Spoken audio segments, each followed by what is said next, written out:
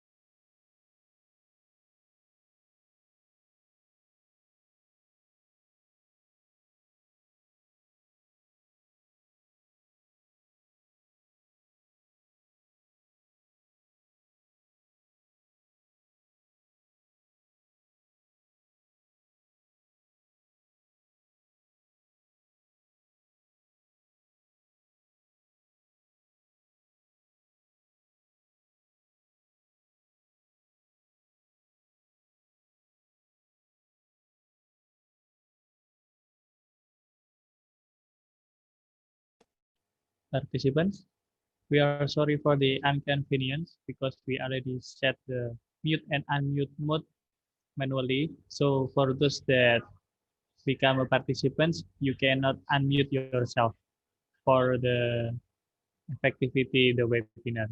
Thank you.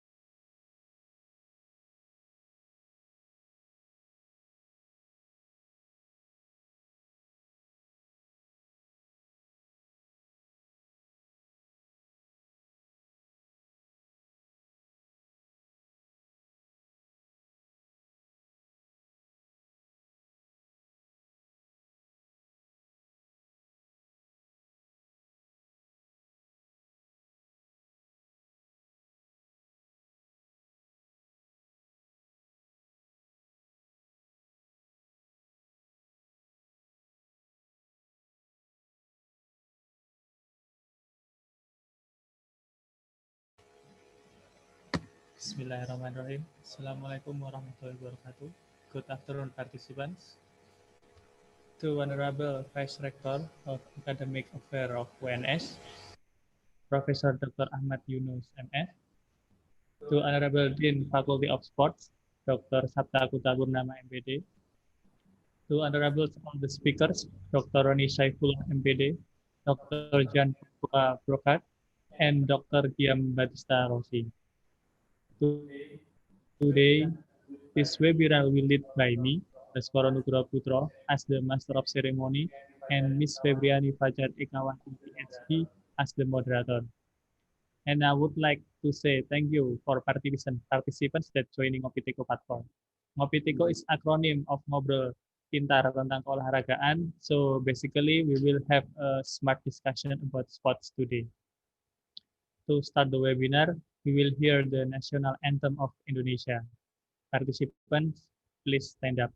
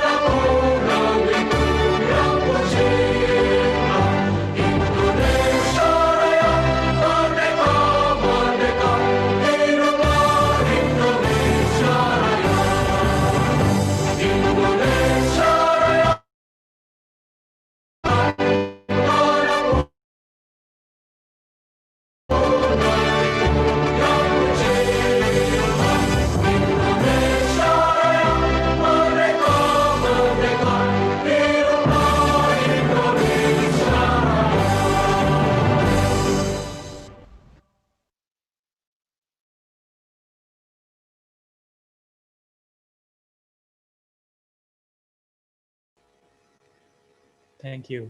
Participants, please take your seats. The next agenda is opening speech by Dean Faculty of Sports, Dr. Saptama MPD. Dr. Kunta, the time is yours. Thank you. Assalamualaikum warahmatullahi wabarakatuh. Honorable Vice Rector of Academic Affairs 1S, Professor Yunus, Pensian Prof. Matur nuwun. Good afternoon.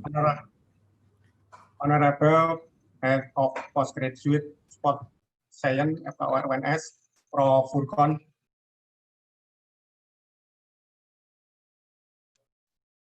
And the speakers of the seminar Sports Commercialization Best Practices and Challenges, Honorable Mr. Brokat.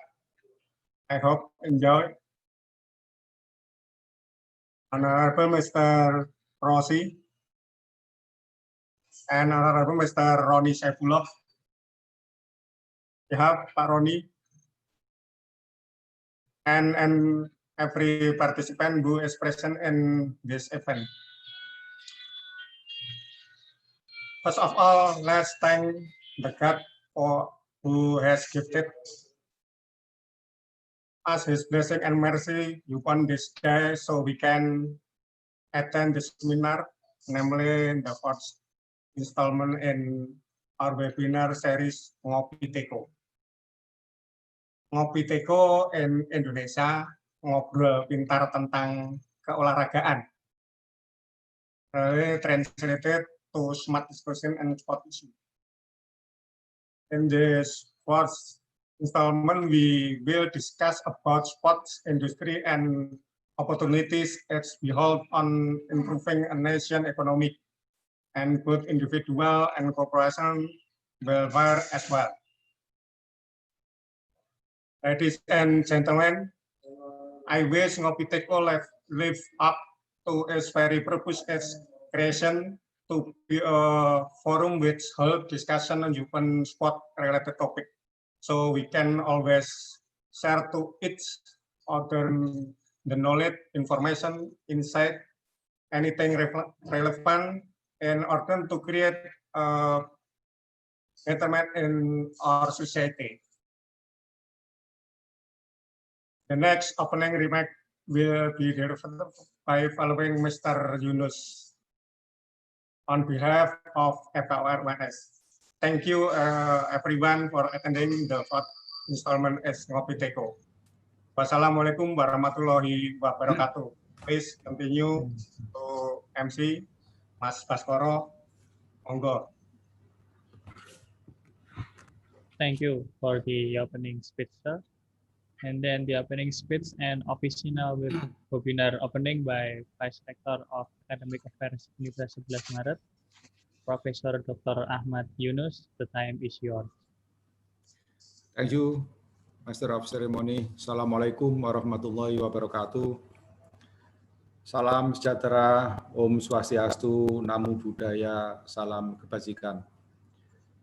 The distinguished Dean, the Faculty of Sport, and the distinguished Vice Dean, Faculty of Sport, distinguished also for Professor Furqon, the head of the PhD program of Sport Sciences, and also the respect Honorable Dr. Jean Francois Brokat, Associate Professor, GDES, University of Limoges, France, and also the Secretary General of International Association of Sport Economic, the Honorable Dr. Giambattista Rossi, Lecturer in Sport Labor Market, Birkbeck University, London, UK, and Honorable Dr. Roni Saifullah, MPD, Vice Dean for Academic Affairs, and former athlete and national coach of Indonesian Pencak Silat. All of participants and invited guests of today's webinar. Allow me in this occasion to invite all attendants to express my gratitude to the Almighty God who have blessed grace and guidance of all of us, so that today we are still given health and being to attend this seminar. Ngopi Teko, that's mean in English, smart talking about sport. International seminar, sport commercialization best practices and challenges, held by the Faculty of Sport, Universitas 11 Maret, considering that we are still required to follow the health protocol due to the COVID pandemic. This webinar must be held virtually through Zoom Cloud Meeting and YouTube UNS. The coronavirus pandemic has disrupted various sport activities, including those for learning, training, and practices, and also competition significantly. In the pandemic, sport is one of the effective ways to maintain and increase immunity and protect us from virus and other illness. But on the other hand, many types of sport have a high risk of COVID-19 exposure when health protocol is not implemented. For example, sport performed in a team using shared equipment and sport in public space. This condition is challenge in itself that demand of prompt responses from the Faculty of Sport UNS to prepare the effective and appropriate sport learning pattern during COVID-19 pandemic. It seemed that the space for innovation and creativity for university teachers to design a more meaningful sport learning process for a student must be open wide to accommodate the need and demand of competence. I'm very confident that the prepared learning method can accommodate the current menu that students need to comprehensive and follows. The learning process of physical education during and post-pandemic can be implemented safely, effectively, and smoothly. The respected webinar participants, to conclude this remark, allow me on this occasion to convey my appreciation and acknowledgement to the executive and sport faculty UNS who have initiated this international seminar. Hopefully, the input from all the experts and participants will serve as a new reference to perfecting the physical education learning system and core UNS during the pandemic and in the new normal. To all the honorable speakers, I also convey my gratitude for the idea and thought for the advancement of coaching and sport achievement in Indonesia. May Allah always bless us step toward the goodness. Lastly, allow me to close this remark with several pantun. Okay, thank you. Wassalamualaikum warahmatullahi wabarakatuh. And with the say Bismillahirrahmanirrahim, the international seminar sport commercialization best practices and challenge is formally open. Thank you.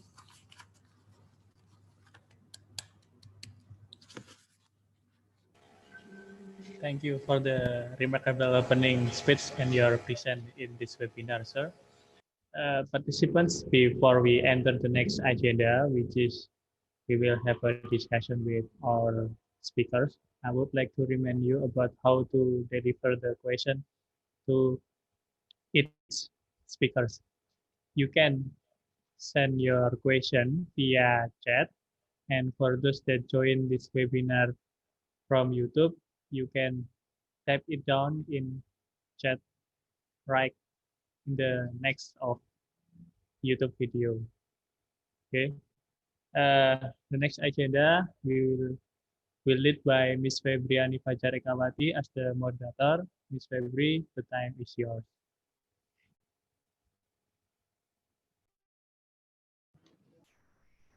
Thank you, Mr. Baskoro.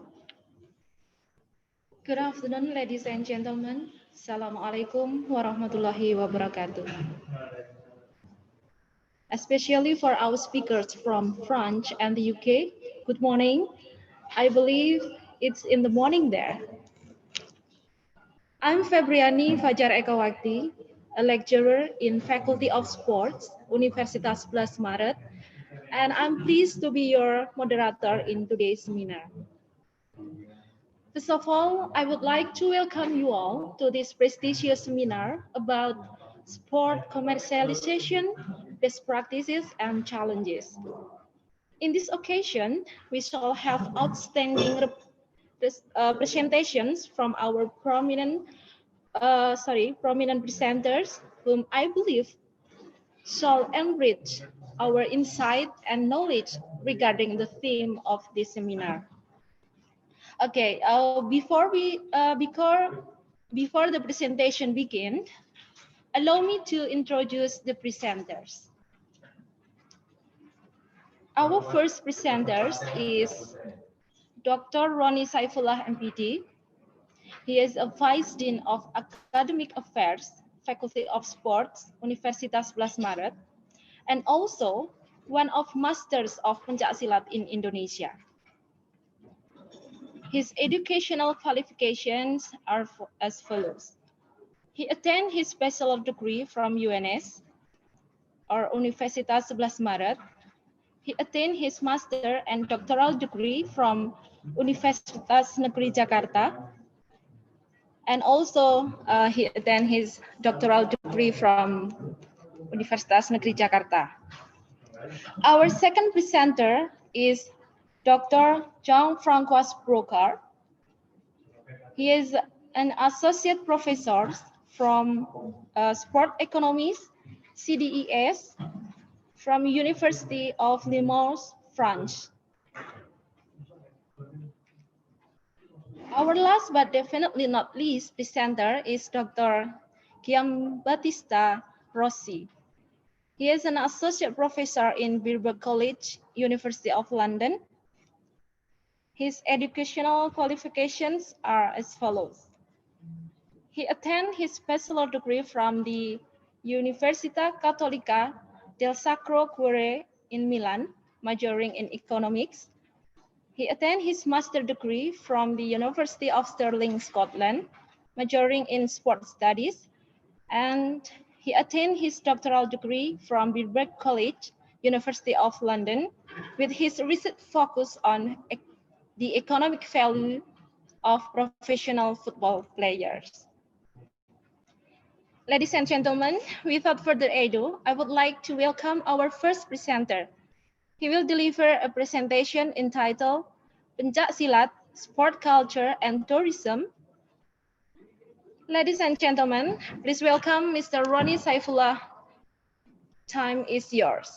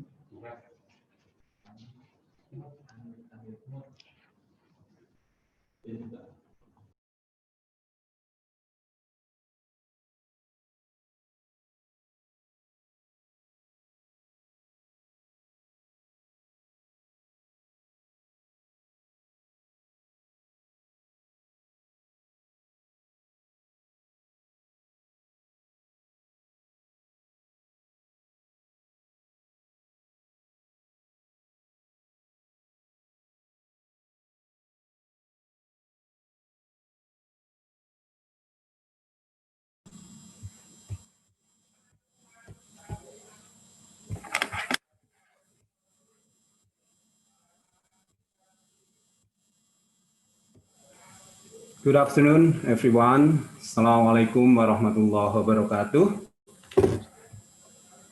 Waalaikumsalam warahmatullahi wabarakatuh. Thank you, Mrs. Febri, for giving me the time. The Honorable Vice Rector of Academic Affairs, Universitas 11 Maret, Profesor Dr. Insinyur Ahmad Yunus MS, the Honorable Dean of the Faculty of Sport, Universitas 11 Maret, Dr. Sabta Kunta Purnama. Salam olahraga. And the honorable speakers from France, Dr. Jean-François Brocard and Dr. Giambattista Rossi from UK, and the honorable professor at the Faculty of Sport. There are Mr. Professor Furkon and Professor Agus Kristianto, as well as the happy international seminar participant. Allow me, as the first speaker, to present our material with the title is Pencak Silat, Sport Culture and Tourism. My name is Ronnie Saifullah. I am Vice Dean of Academic Affairs at the Sport Faculty, Universitas 11 Maret. I am a national and international coach. I am a Pencak Silat champion also. Before entering to the core material, I will inform to all of you what is pencaksilat. Pencaksilat is one of sport in the world, especially martial sport from Indonesia.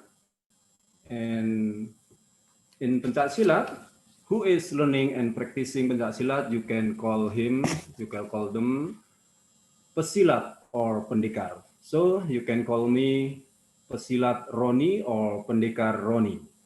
With everyone learning and practicing pencaksilat, I will call you pesilat and pendekar.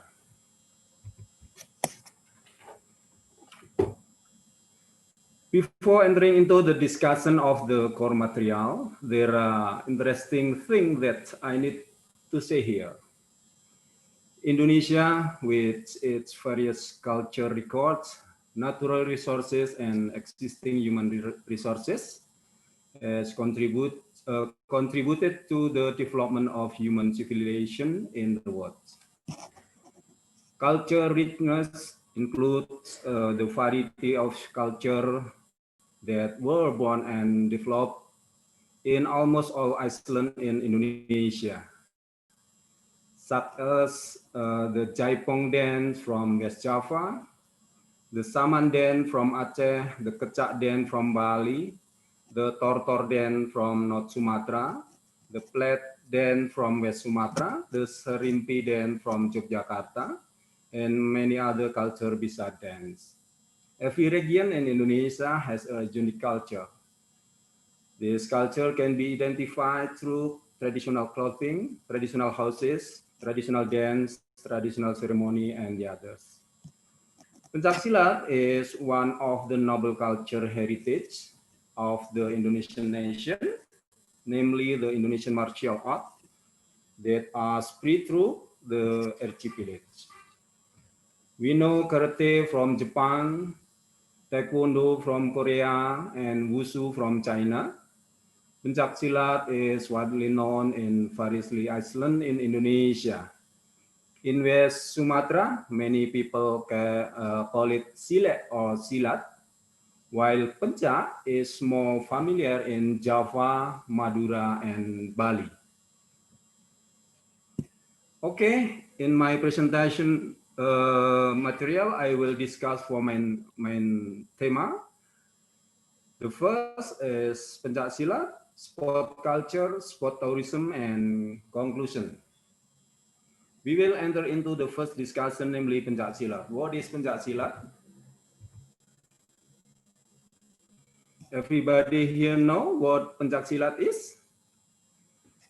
Allow me to repeat what pencaksilat is an important discussion material for all of us to get information and development and program from pencaksilat. Pencaksilat is self-defense system. Self-defense system originates from the culture of the Indonesian people. What is meant by Nusantara is an area in Southeast Asia, which includes Indonesia, Malaysia, Singapore, and Brunei Darussalam. Even according to history, Southern Thailand and Southern Philippines are also included in the archipelago.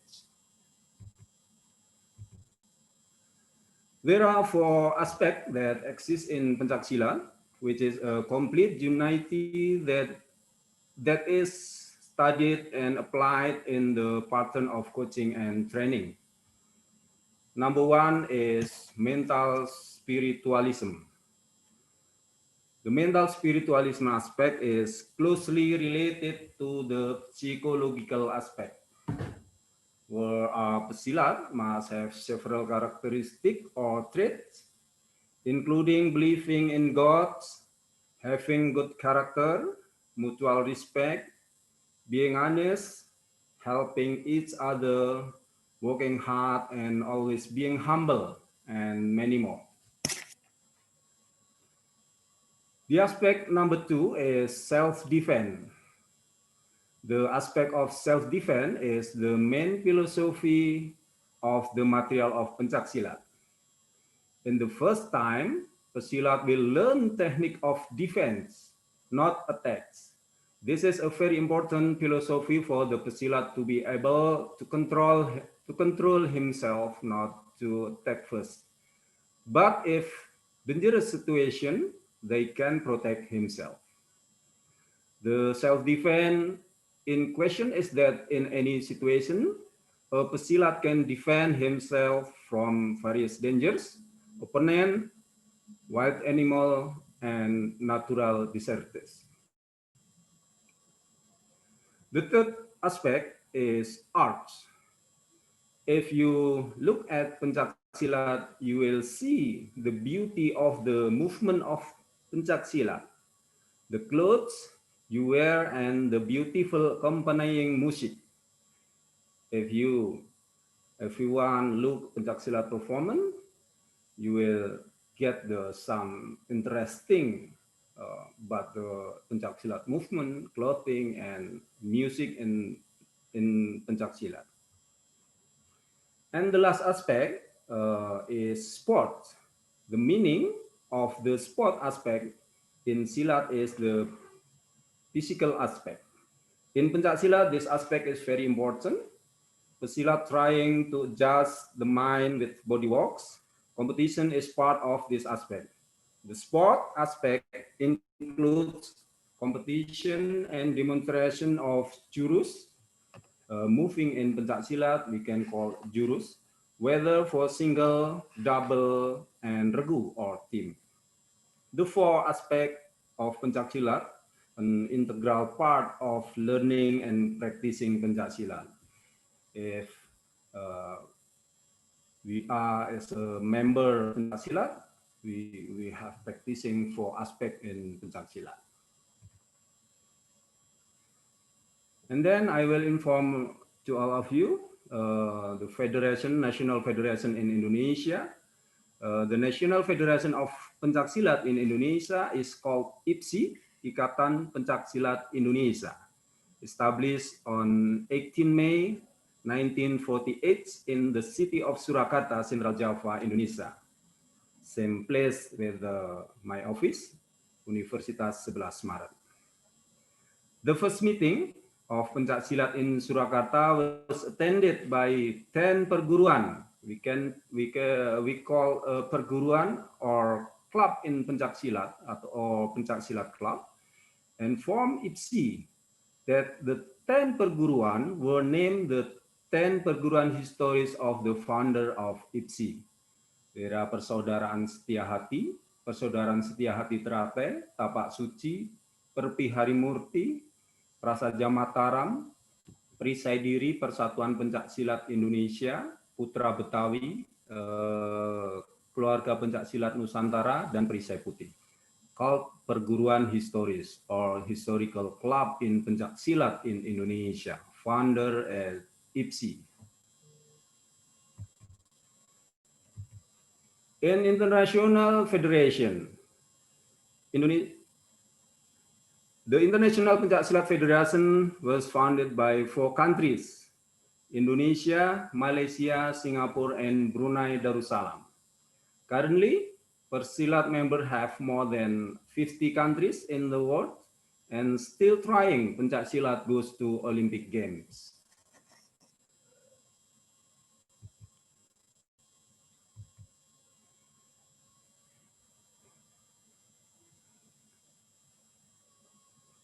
Indonesian traditional Pencaksilat was designated by UNESCO as an intangible culture heritage at the 14th season Intergovernmental Committee for the Safeguarding of the Intangible Culture Heritage in Bogota, Colombia, 9 until 14 December 2019.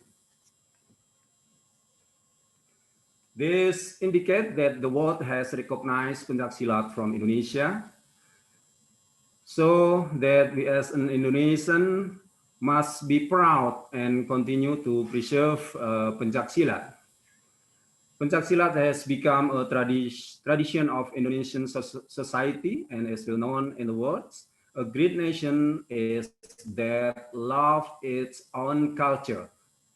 I invite all of you to love Pencaksilat and keep innovating and developing to bring the Indonesian nation more advanced than victorious. There are many types of culture in Indonesia, including traditional ceremony, traditional clothes, traditional dance, architecture, traditional arts, sport, and recreation, traditional food, religion, and philosophy, and all of them are well known in the media. We know maybe an example you can everybody know about ngaben ceremony in Bali. This is talk about religion and philosophy and traditional ceremony and the others.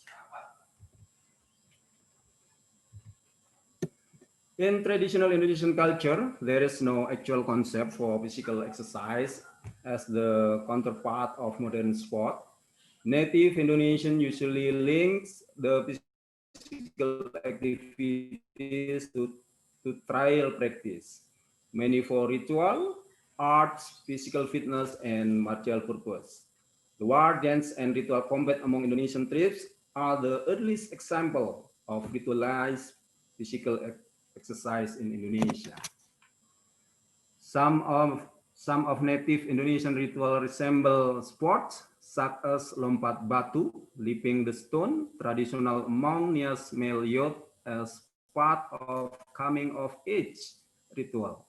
Also Maduris, Karapan Sapi, and Minang Pacu Jawi, bull racing, which are similar to chariot race, dragon boat, canoe, and kayak race are everyday activities among Indonesians that live on the bank of Maya River or on rural island.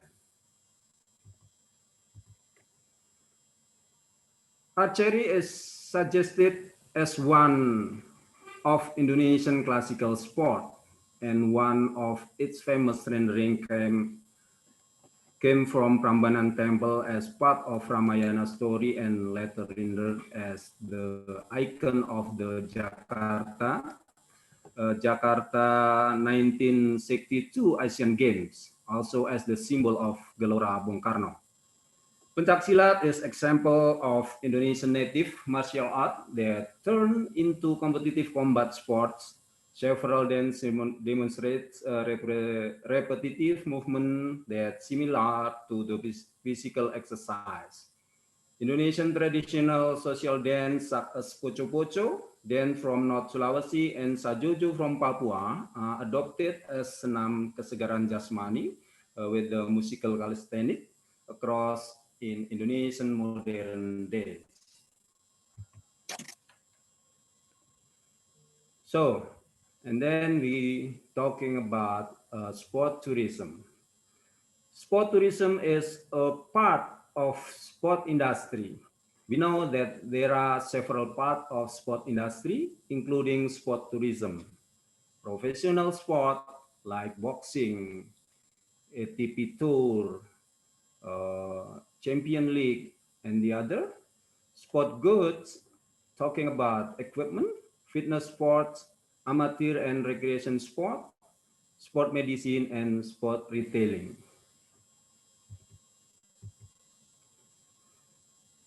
Sport tourism is the new paradigm in tourism development and sport in Indonesia. Indonesia has many alternative tourist attractions such as natural, culture, and marine tourism.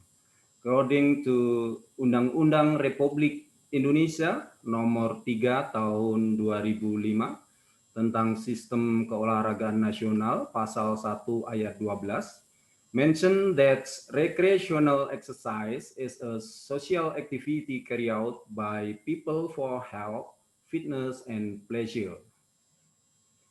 In this respect, sport tourism, a culture-based event, combine activity supported by the forces of tourism and Indonesian culture, which includes pencaksilat. Here I will show some about national and international pencaksilat event. The first is the international event of the Pencaksilat Festival in West Sumatra. The goal is to introduce pencaksilat as well as promote tourism there. The Pencaksilat Festival is a means for pencaksilat lovers in the world to attend and have an increased tourism and economic impact. Held every year in Padang, West Sumatra. Picture number 2, the second is the Pencaksilat Festival in West Java, which annually holds region, national, and international Pencaksilat Festival. Pencaksilat in West Java has special characteristic with typical Sundanese Pencaksilat, such as the Jaipong dance that is there. Many Pencaksilat lovers in the world come and learn Pencaksilat in West Java.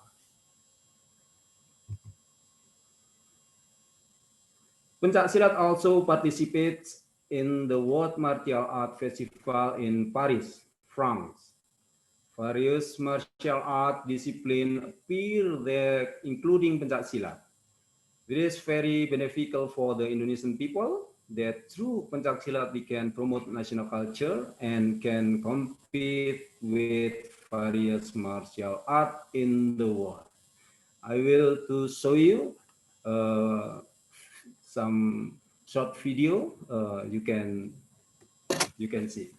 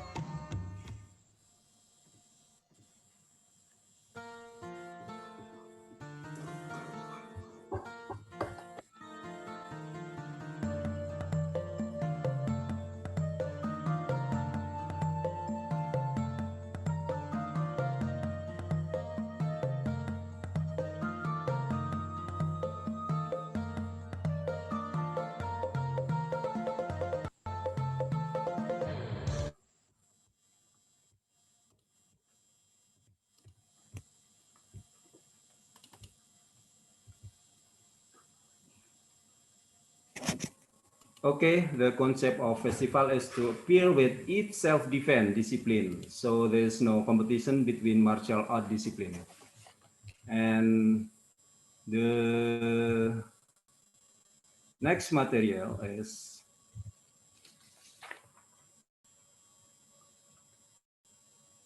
the impact of the many pencaksilat event is that the athlete achievement will be seen.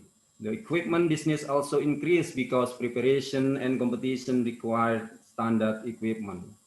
While the impact on the media business will of course be a lot of coverage and performance of pencaksilat that fill the world's media, and also the economic impact would definitely increase if the pencaksilat even existed. Sorry, Mrs. Febri, the time is over or still mine?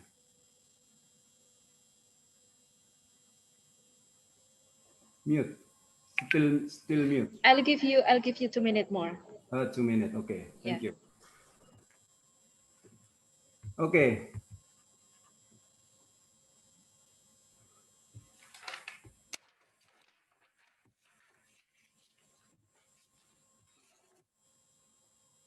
The theme of this international webinar is commercial sport. I try to analyze pencaksilat so that it can go further to become of sport culture, sport tourism, and sport industry, and produce various impact on the economic growth of the nation. I try using SWOT analysis. Number 1 is strength. We know total member pencaksilat in Indonesia, more than 25 million, and international federation member, more than 50 countries. I think this very strength for our power for go to international, and maybe we can develop anything about our strength. Pencak silat materi is very complete. We know taekwondo special kicking, wrestling special grappling, and judo special dropping, maybe grappling too. And pencak silat is complete material in pencak silat. You can exercise anything about technique martial art in pencak silat. The resources is our strength to analyze and to find of chance pencak silat goes to international. Besides our strength, we have a weakness. Research about pencak silat is minimum. Literasi about pencak silat, maybe this is my duty, my works. I'm pesilat, I'm academic. Maybe I will try to research about pencak silat. And the program and sponsorship, minimum sponsorship about the pencak silat event. An opportunity, a lot of event of pencak silat, and we can go international, and so opportunity 2, number 3 is economic growth. And trade, many competitor foreign, Malaysia, Singapore, Brunei Darussalam, and other country is our competitor. Maybe it's good for our selection for the quality of pencak silat for the future. It's good for us. And then economic situation in the pandemic situation influence about our economic situation, and so finance supporting is a problem. Maybe we can to find and collaborate with the government, with the company, and looking for some support about the finance. Okay, the last time. Yes, I know. The last time, thank you. I will conclusion in my presentation. The conclusion is my presentation is all club and pencak silat federation must have a clear program, athlete development, research development, promotion of pencak silat, and make pencak silat more affordable in the world. Government policy is needed for support development of pencak silat, develop strategies for implementing the pencak silat program, build cooperation with various parties, other countries, between clubs, between federation to formulate these strategies. We must be able to invite sponsor companies, the private sector, business people, cooperate with pencak silat, and help pencak silat to carry out the program. And the last, with a solid team and always evaluating every activity, I'm sure that pencak silat will be a new way to develop the sport industry in Indonesia. Thank you for everyone. Thank you, and Assalamualaikum warahmatullahi wabarakatuh. Waalaikumsalam warahmatullahi wabarakatuh. Thank you, Mr. Ronnie, for your interesting and valuable presentation regarding pencak silat as our national martial art from Indonesia. And you showing us how the benefit of pencak silat itself. Okay, ladies and gentlemen, let's welcome our second presenters. He will deliver a presentation entitled US Model of Sports. Ladies and gentlemen, please welcome Mr. Jean-Francois Brocard. Time is yours, Mr. Brocard.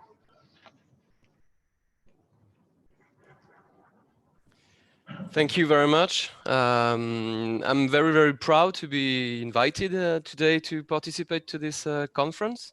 I would like to thank all the people that were involved in my invitation. and especially my former colleague in Limoges, Mr. Irwan Trinugroho. He took his PhD in my university, and we met, and that's especially thanks to him that I'm here today.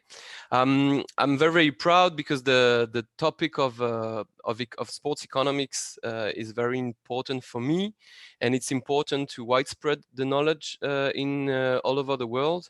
As you mentioned earlier, I'm an associate professor in the University in France, but I'm also a secretary general and treasurer of the International Association of Sports Economists. And so we're gathering all the economists together in events, in conferences, in order to share the knowledge. And so far, we don't have any colleagues in Indonesia. So I really hope that today is going to be a way to recruit people. It's just an association that is aimed at making people meet. So there's no money involved. Don't worry. It's for academics. So please, if you're interested in this association, just look at the website and send me an email, and I will be glad to have you involved. So today I'm going to present the US model of sports. As you already realized, I'm not American, but as I'm part in the widespread of the knowledge, I'm pretty much aware of what's going on in the States. I spent a lot of time there during my PhD. I'm in contact with all my colleagues all the time, and I spent pretty much every year a month there. So I'm aware of what's happening there, and the model of sports that is developed there is very interesting, especially when you compare it with the European model that Giambattista is going to present later. And for you in Indonesia, that's going to give you two very different models. Even if, and we'll talk about it maybe later, the models are a little bit converging now, and the European model is a little bit converging with the American one. I don't know if everybody can see my presentation. Have you shared the screen? Do you want to? Yeah, I'm going to share it. Okay.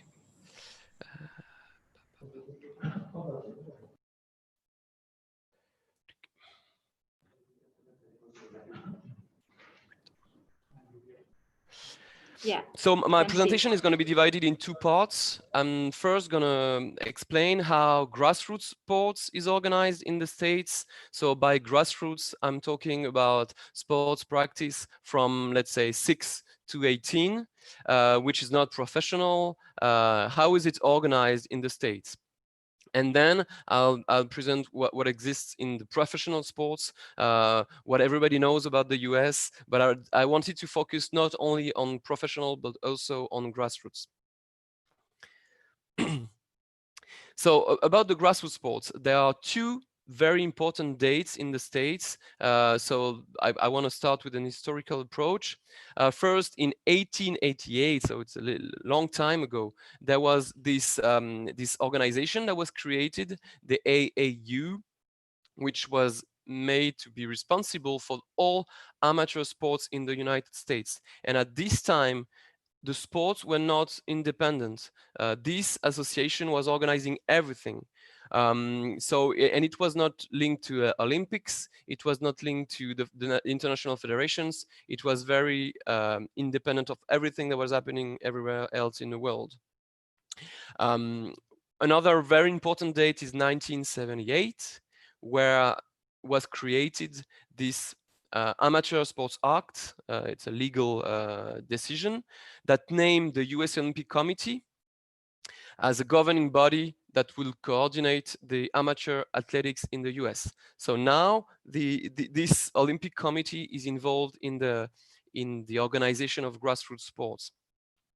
This was made during the Cold War, this war between the US and the communist area in Europe. Because the US realized that the communists were pretty much ahead of them in the sports participation. So they wanted to compete better.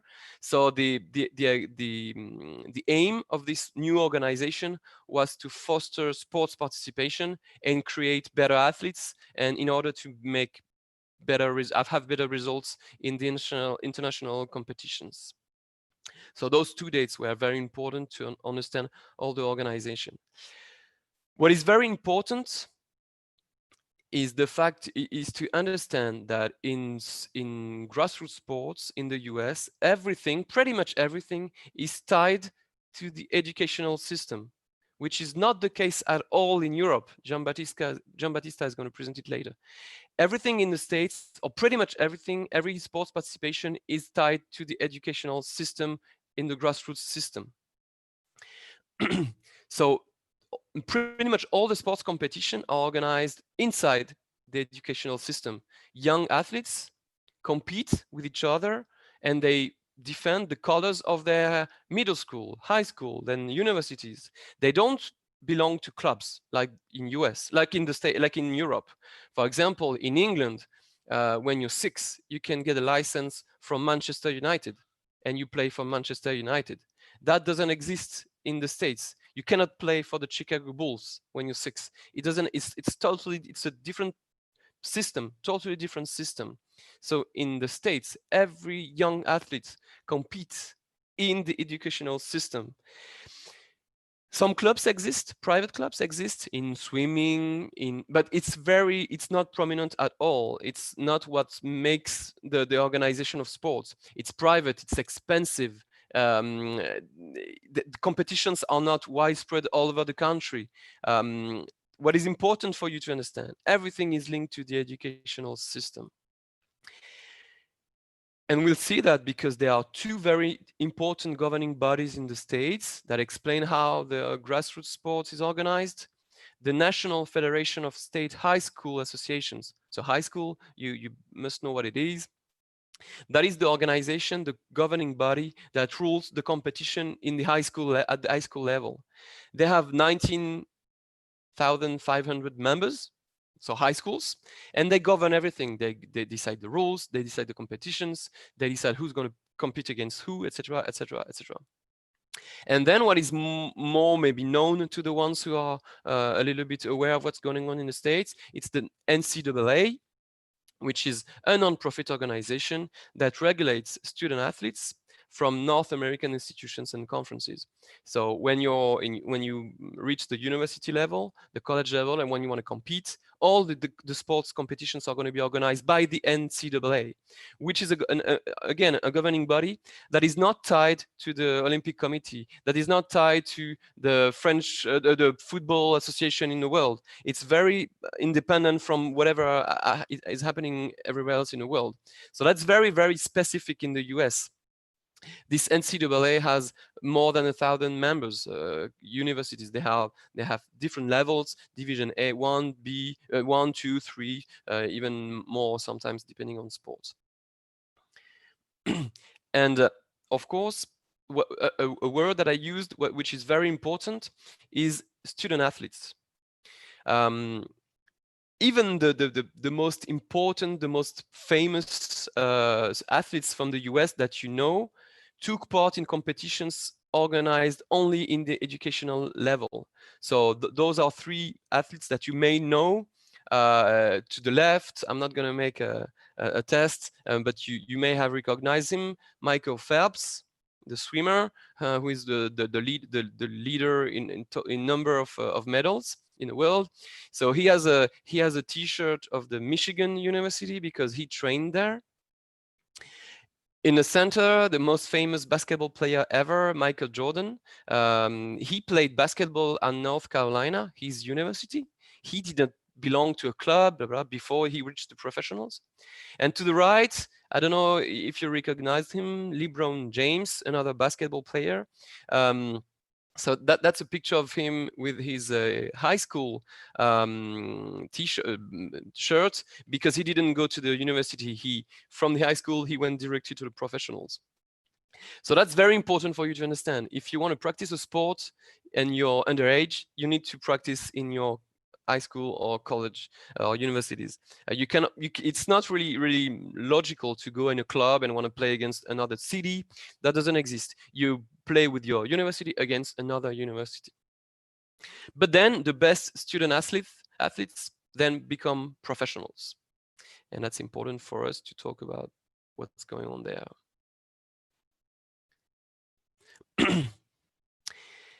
At the professional level in the US, the organization is ruled by leagues. So the leagues are very interesting, an interesting entity for us to talk about. The leagues are totally independent of the federal movement. For example, in basketball, there's a basketball federation in the US, of course, but it's really like tiny compared to the NBA, and there's no hierarchy. The federation is not above the NBA. The NBA is totally independent of the federation.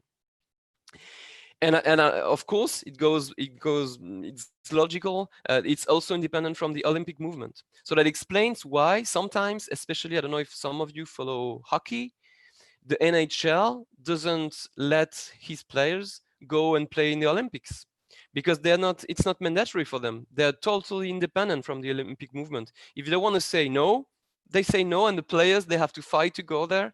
It's not easy. While in Europe, if you play for Manchester United and there's the FIFA World Cup, your club cannot say anything. So it's very different. Another criteria which is important from this to talk about these leagues is that they are totally autonomous, of course, and they are an association of clubs, only clubs. So the NBA is the union of owners, of franchises owners. It's not like in Europe. Jam is going to talk about it. The Premier League is Premier League is not a good example, but for example, the Liga in Spain, it's clubs and players and coaches and blah blah and federation blah blah. In the States, NBA, it's only the owners. They organize the leagues only among owners. So there are 5 very important leagues in the States nowadays. One in American football, the NHL, baseball, the MLB, NBA in basketball, hockey, NHL, and soccer lately, the MLS. The number of teams is different. The number of games is different. And that's what I'm going to talk about now, that all of them have a very different approach of what they want to do, how they want to organize their competitions.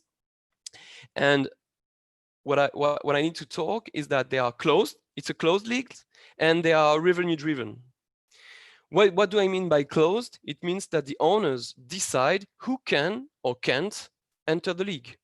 There's no promotion relegation like in Europe. Jam is going to talk about it. In the NBA, even if you finish last in the competition, if the owners don't want to get you out, you're going to stay. And most of the time, they don't want you out. So it's not a big deal that you finish last. And sometimes it's even a good news because you can get a better player in the draft next year. So it's a closed league.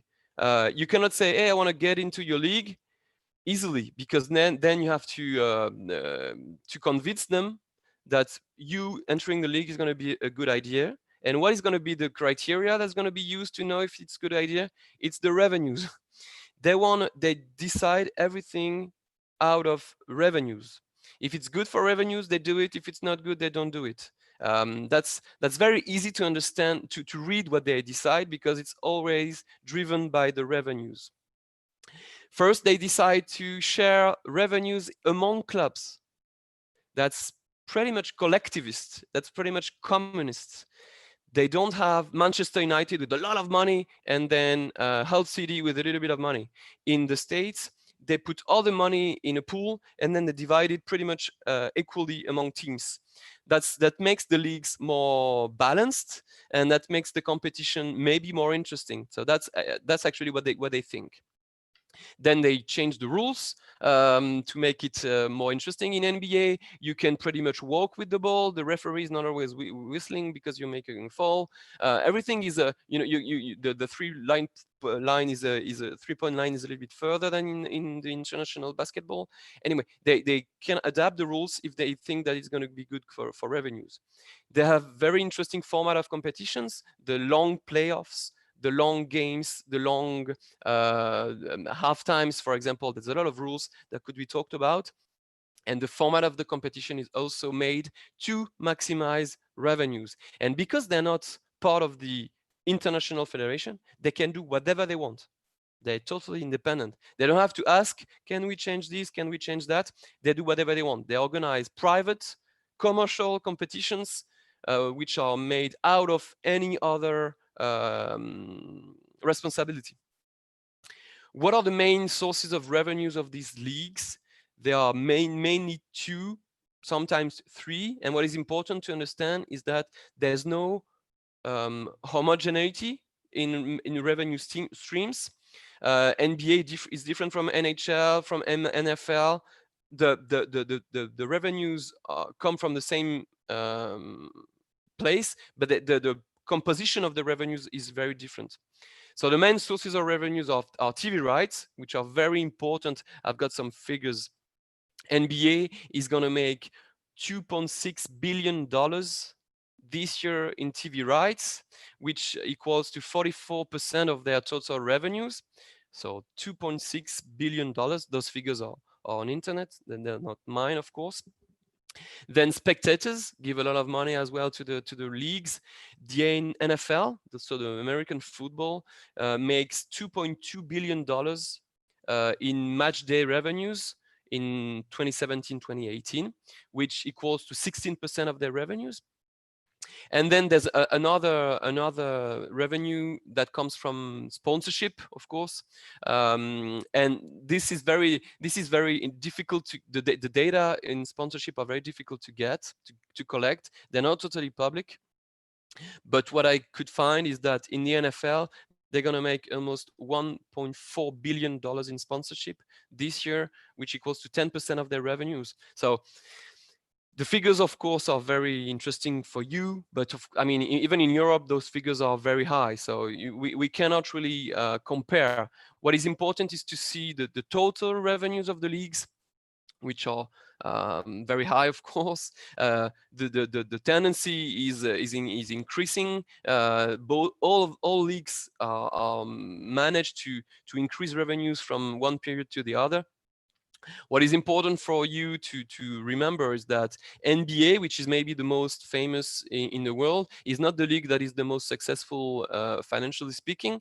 It's the NFL. The NFL is the league that is the most successful in the world. It's more successful in terms of revenues. It's more successful than the Premier League. It's more successful than any other leagues in the world, NFL. And what is interesting for an economist is that the NFL is the most successful and it's the more balanced league in terms of talent, because they share all the revenues. All the teams have exactly the same amount of money to spend on players.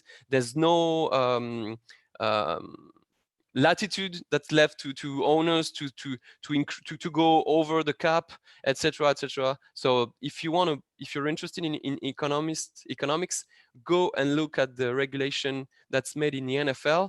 It's the most interesting, and because it's the most successful. So I really have to go very fast. It's no big deal. I hope you're gonna have a lot of questions afterwards, but I wanted to respect the time that was given to me. What is very interesting for an economist and for a lawyer as well is that leagues are monopolies. NBA is the only one who can offer professional basketball in the US. Monopolies in the US, it's very weird because in the US, they hate monopolies. They hate state monopolies. They like the competition. They like the prices to go down. So why can the NBA offer as a monopoly a service in which they get a lot of money back? So it's very weird. And the explanation is that those leagues have been granted an exemption to the antitrust laws. It comes back to 1922 when the Supreme Court offered the MLB this exemption. And how come they got granted this exemption? It's very weird for somebody who doesn't know anything about sport. It comes because the sports agreed, the organizations agreed to collectively bargain everything.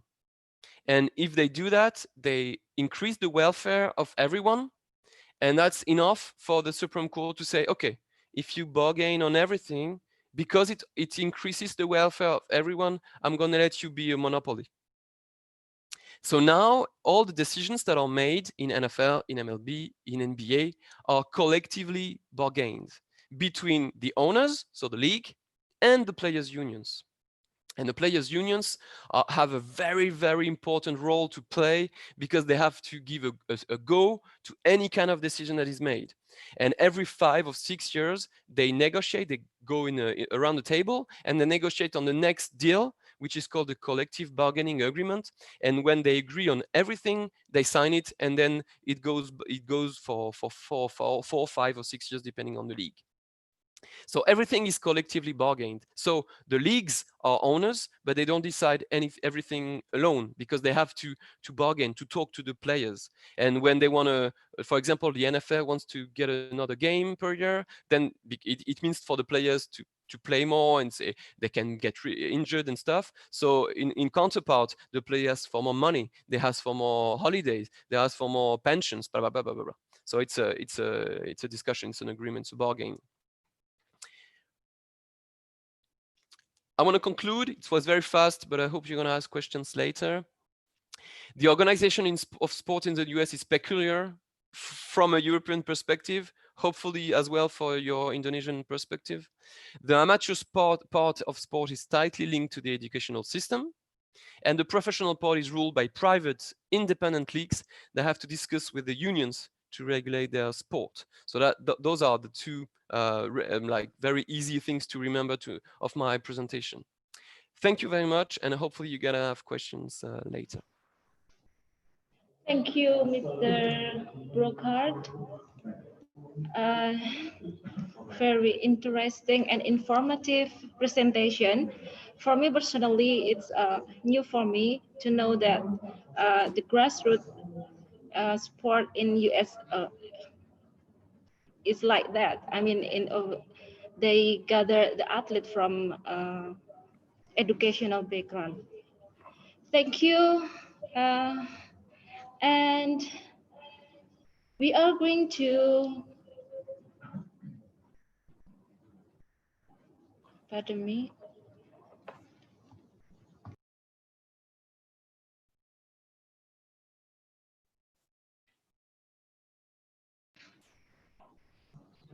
Okay, let's welcome our third presenter, Mr. Guillaume Bastista. Are you there? Yes, Mr. Rossi? Okay, thank you. I won't show my video because I don't have a good connection. So all the time I start a video in my house, I have problem with the connection. Oh, okay. So you only can. Yeah, my voice. Yes. Okay, your voice. I think that no problem. The committee are going to show your presentation, and you can deliver your presentation based on our the screen here. Is that okay? Yes. Do I have to upload it? Yeah. Okay. No. We already have your presentation here. Okay. Thank you. Okay. And Mr. Guillaume Battista Rossi is going to present his presentation entitled, just a moment, European Sport Model. Yes. Yes. Thank you. And time is yours. Yes.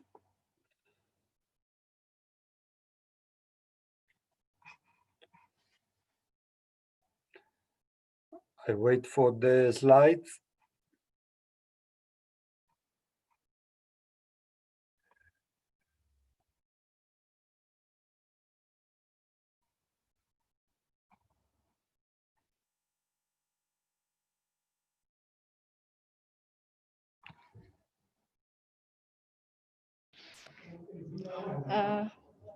Bapak Ibu, teman-teman yang partisipan, Mr. Rossi mohon maaf karena gangguan sinyal di tempatnya, jadi tidak bisa menampilkan videonya.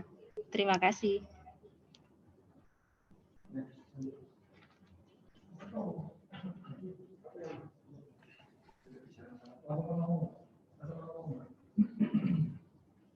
Mr. Rossi, yes. can you see the slide? Okay. Yes, I see the slides, but the windows is small. So if you can put the main view. Okay.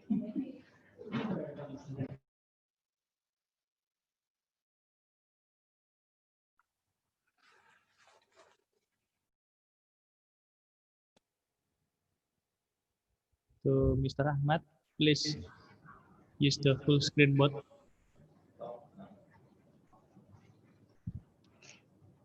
Maybe while waiting for this slide, you can tell about yourself, introduce to us. Yeah, yeah. Yes, thank you very much for the invitation. And I'm Dr. Rossi from University of Birkbeck in London, and I am part of the Department of Management, and I am a colleague also of Jean-François Bocard, because our university collaborates.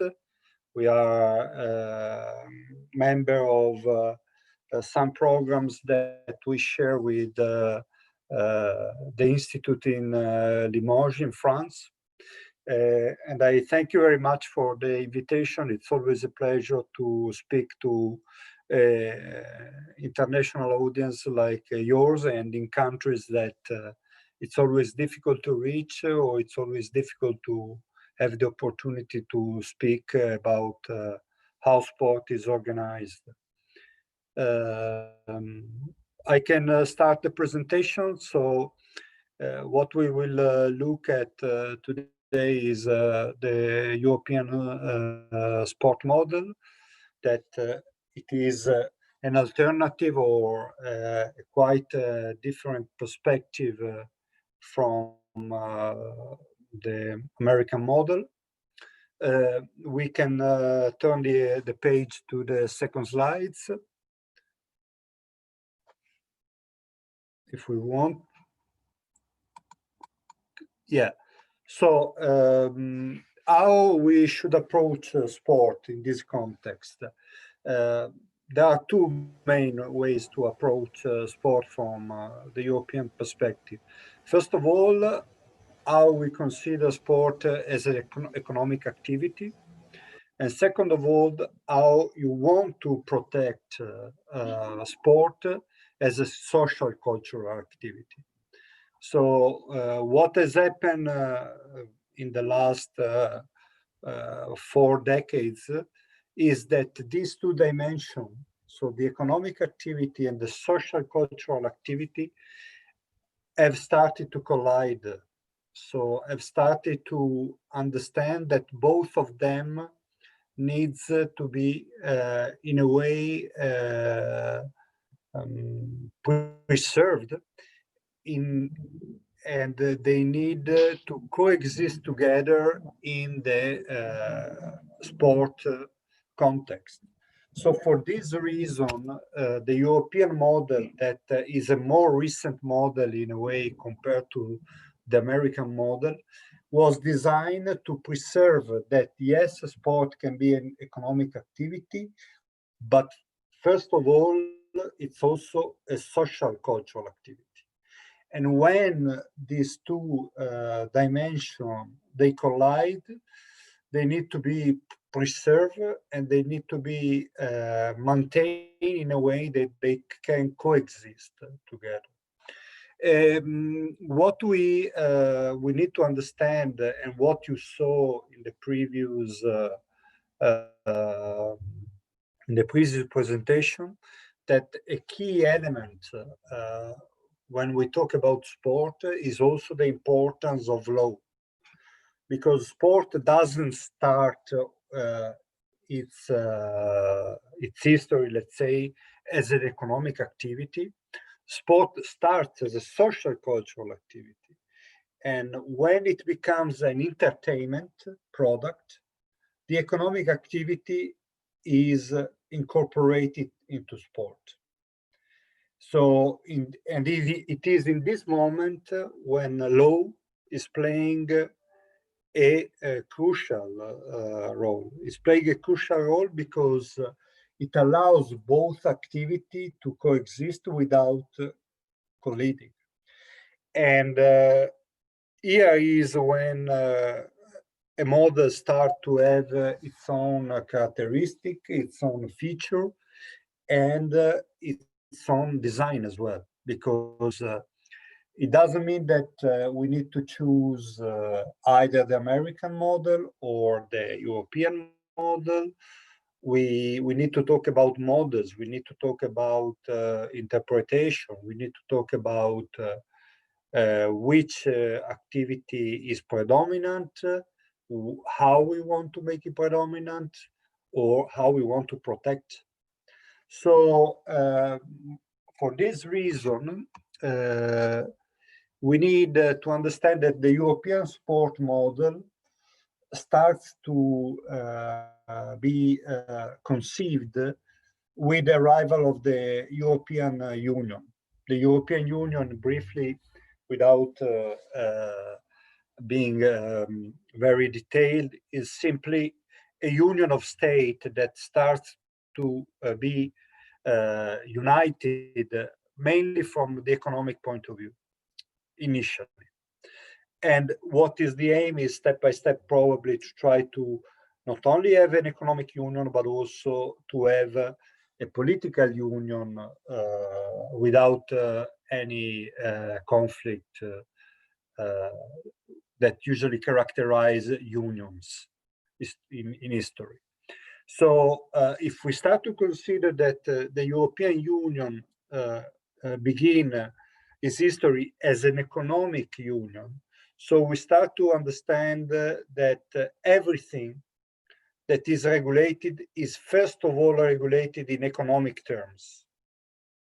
And then comes other terms that are in a way blended and accommodated according to the economic union. Taking this aspect, one of the pillars of the economic union in Europe is the opportunity and the necessity of guaranteeing competition. So all whoever is doing an economic activity is protected, a guarantee to be part of a fair competition. But not only a competition that can be that can allow everybody to move within the economic borders of Europe, to move freely and to work in any state without any discrimination of race, origin, age, sex, religious belief. And so these allow everybody, like an Italian plumber, to work in England, to work in Germany, to work in any country that is part of the economic union, but also to open the activity there and to allow any other citizens or company to come in your nation and to profess its own economic activity. So bearing in mind this aspect, what happened in trying to change the page. Thank you. So what happened in 1994? There was a case called the Bosman case. Another very interesting aspect in the history of sport law is that a lot of changes that happen in sport happen because individual athletes challenge the system.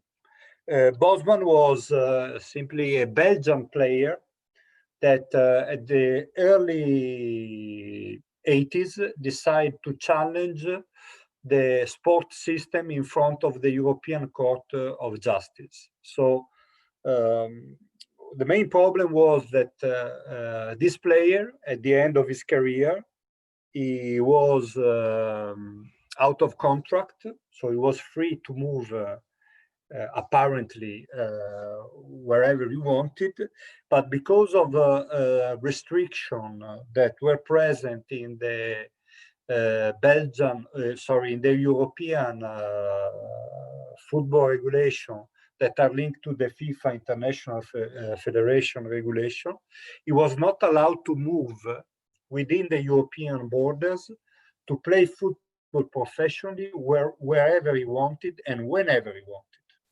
So for this reason, he decided to appeal against these regulations that are sporting regulation in front of the European Court of Justice, as saying to the European authority, I want that you help me to protect my right to work, first of all, but to work wherever I wanted within the European borders.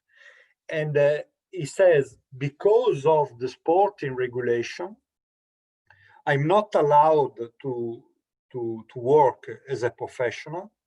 And I want that this regulation can be changed because the European Union principles allows any worker to move within the European borders and to profess its own activity. So in other ways, he was saying that there is a collision between the regulation in sport and the economic regulation that the European Union guarantees. So for the first time, what happened in the history of the European Union is that sport, the issue of sport, becomes a hot topic.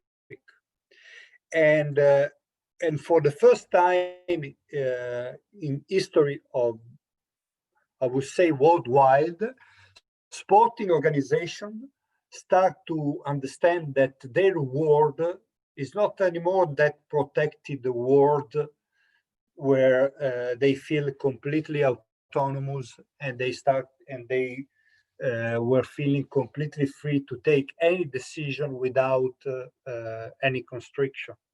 So the Bosman case has an impact that goes beyond Europe in a way, because for the first time, the International Sport Federation started to be aware that their dominion, whenever it becomes also economical, can be limited or can be regulated by external authorities that can say, whenever sport becomes beyond sport, there are new regulations coming in, like the economic regulation, that can not force, but can invite the sporting governing bodies to adapt their own regulation in a way that we create a compatibility between sport as a social cultural activity and sport when it is an economic activity. So for the first time, we start to see at the economic side of sport. And so we start to see that sport has to be regulated also as a market where there are economic issues that need to be considered. And so the Bosman case is a cornerstone of the beginning of the conceptualization of the European sport policy. So it's like if you look at the evolution of professionalism from the athlete side, we always see that there are individual athletes like Bosman that make crucial changes in the system all the time, that they want to challenge the system. And the good thing of the European Union is that the European Union allows any citizen to challenge the system whenever they feel that the system is limiting their own freedom. So this is what happened with the Bosman. The Bosman said to the European sport governing bodies, we don't force you to do anything. We just suggest you strongly to adapt your own system to our pillars in terms of economic activity, in order to allow whoever works in sport to be free to move and work wherever he wants within the European borders. If we can change page again, please. So there are three key moments within the European sport model. So we have, first of all, in 1997, the Amsterdam Treaty that recognizes that sport has also a social function. And then we have the European Commission document that is a document that describes what is the European model of sport, that define and recognize what are the characteristics of sport in Europe, and what is the structure as well of sport in Europe, and how the characteristic of sport and the future needs to be taken into account in the future. So here we see an understanding, yes, that the European Union consider the sport as an economic activity, but also sport as social function. And this function needs to be protected within a structure that characterizes the European sport model. So as you can see, looking at the dates, we are not talking about something that happened 200 years ago. We are talking about something that happened more than 20 years ago, so in 1998. In 2007, we have the white paper document. This document is quite important because if we turn the page to the next slide,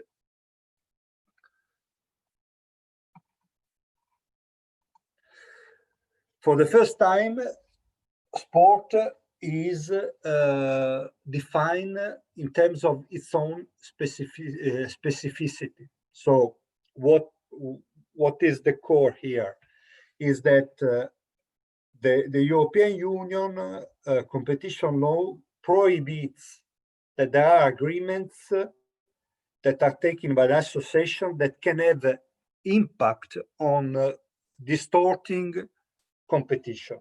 So the European Union is saying, whenever there are agreements, these agreements don't need to interfere with the competition law. And this is, in practical terms, what happened with the Bosman case. The Bosman was saying the rule of sport are conflicting with the rule of competition. So for this reason, in 2007, the white paper on sport, that is an interesting document to read, decide to specifically recognize what do we mean by European sport. And what do we mean by European sport? It means what is specific to sport that we need to consider whenever we want to apply on sport the European law. And in this aspect, we need to understand the concept of competition and free movement within the world of sport. And the fact that this competition and this free movement, they need to coexist with the fact that sport cannot be fully conceived as an economic activity, but also as a social activity that in its own existence has its own specific activity and its own specific rules connected to its own specific structure.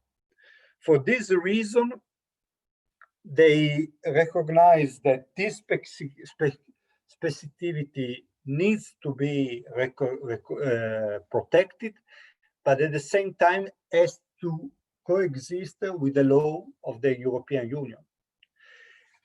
And what happened is that if we look in the next slide,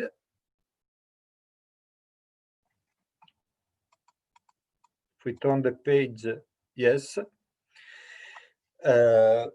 We start to conceive the idea of a sport policy in European terms. So in 2009, the Lisbon Treaty, that is a treaty made by all the European states that are part of the European Union. The European Union has a specific competence to build and implement a sort of European sport policy. But with the aim of what? With the aim of support, coordinate, and complement measures that are taken within the European Union. So what does it mean? This that the European sport policy is not a policy that comes from the top and impose how the policy has to be within every member of the European Union. Simply, the European sport policy coexist and try to support and help the development of every European sport policy within every country. And this is important because within the European Union, what the European Union is trying to do, yes, is trying to create something common, but at the same time to respect every state member to create its own policy. So there are two main key principles that are pillars of this European policy, and this is the fact that sport is autonomous. So this means that sport can regulate himself alone. And this autonomy is also guaranteed by how sport is structured by himself. So this means that the European authorities protect sports in its own regulation and protect sports how sport wants to be structured. So, and this is very important because it recognizes the fact that the economic activity cannot become predominant above the social cultural activity that sport has. So the way these competence of the specific competence that we find within the European sport policy is made through policy make instruments that are the dialogue, the fact that there is political cooperation between states and the European and within the European Union, the fact that there are generic guidelines or recommendations that are given, and also the opportunity of providing funds to, let's say, specific targets or specific objectives that we want to reach using the sport. So there is the integrity.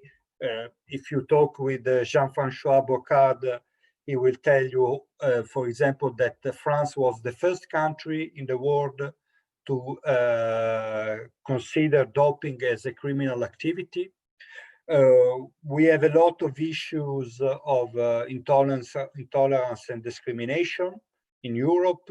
And so it's very important to create campaigns against this. The fact of good governance. Another very important aspect we need to consider, that sport changed a lot since the mid-80s when sport organizations were allowed to become profit organization. And so a lot of aspect of governance started to become very critical, or the opportunity of athletes to have a dual career. So to understand that they are not only athletes, but they can, after their career, to carry out other profession. The aspect of volunteers within sport, social inclusion. So how to use sport to favor the inclusion of citizens within the society, equal opportunities, not only in terms of gender, but also in terms of minor sport or sport practiced by people with disability, and so on. So we can see that there is an awareness within the European model that we cannot forget that sport is mainly a social activity, and we need to make this always recognized strongly within the European sport model. In the next slide, yes, excuse me, you still have 3 minutes more. yes, yes. Now Okay. I finish. So Yes. there is the next slide. If you can move to the next slide. So that's why what I say is very important to recognize how sport is structured within the European context. So at the top, we have the international governing bodies that rules sport. Then we have the governing bodies at European level, where are then prolonged within national governing bodies, regional governing bodies, and at the bottom there are the grassroots. So this structure, this pyramid is guaranteed and protected by the European sport model. So the European sport model said we need to protect it and we need to guarantee this hierarchical structure. There is no horizontal structure. There is a hierarchical structure, and sport is free to have its own specificity within this structure. In the next slide, what you can see is how sport, if you can move, how this pyramid is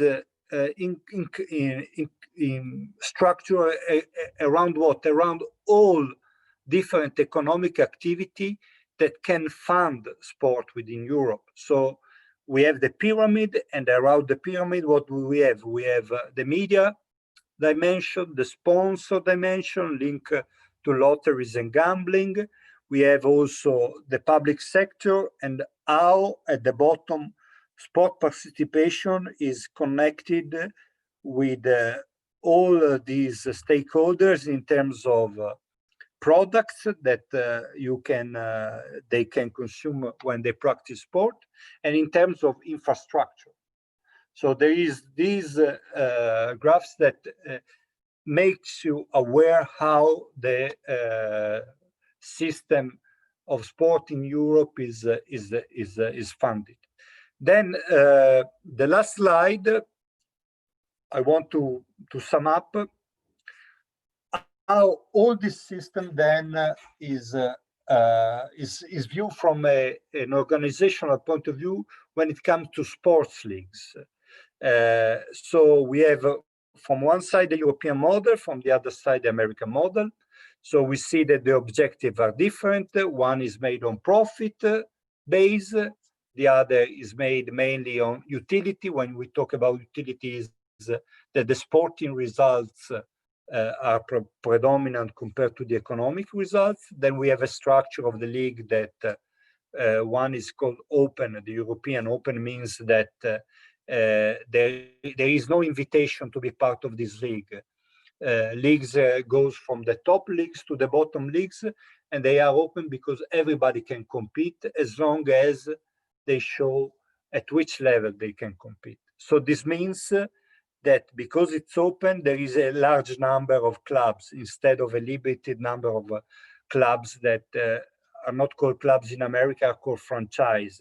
When you hear the word franchise, you understand immediately that is you are allowed to do this because you were invited by a club of owners. When in Europe, you use the word clubs. And then we have the fact that while in US you have exclusive territories, so this means that the franchise are located in specific markets according to the needs of the league. In Europe, there is a restricted geographical movement. So what it means, you can have how many clubs you want, but this doesn't depend on where you play. It depends on your history, on your origin. Then we see that the European model is quite focused on the international dimension of the competition. Different is the American model that is more insular. The fact that the European model doesn't affect the allocation of talent, so talent goes to whoever is keen to pay more. Instead, in the United States, there is a quite relevant impact on how talent is moved within the league.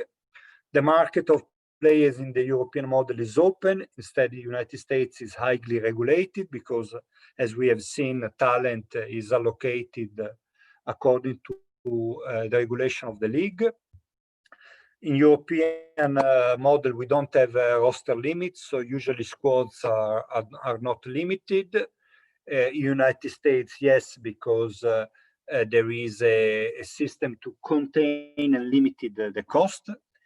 The fact that then in the European Union system, we have the fact that the revenue sharing are quite limited. Instead, in the American models, because it's an association of owners, they share a lot revenues, and at the same time they control cost. Differently is in the European Union model. And finally, the aspect of quotation. For example, what we don't know about the American model, we don't know a lot of economic and financial data are not available. It's quite secretive. Instead, in the European model, we have this open and quite strong debate about the finances of sport. And so if we take into account these all these elements, we can understand how the two models, they are different, how the two models, they might converge in the future, or they converge on some aspect, or they quite diverge in other aspects. So thank you for the 30-minute presentation you listen, and feel free to ask me any question if you are interested. Okay, thank you, Mr. Giambattista, for your interesting presentation regarding European model. European sport model. Yeah. Yes. Once more, thank you very much for all presenters for their informative and interesting talk. Thank you. Very well, ladies and gentlemen. Now we come to question and answer sessions. And based on the question from the chat room in our Zoom application, there are some participants who have question to the presenters. I'll give a first chance to Mr. Lee Kuan Meng from Malaysia to ask, to deliver his question to the presenter. Please, Mr. Lee Kuan Meng from Malaysia.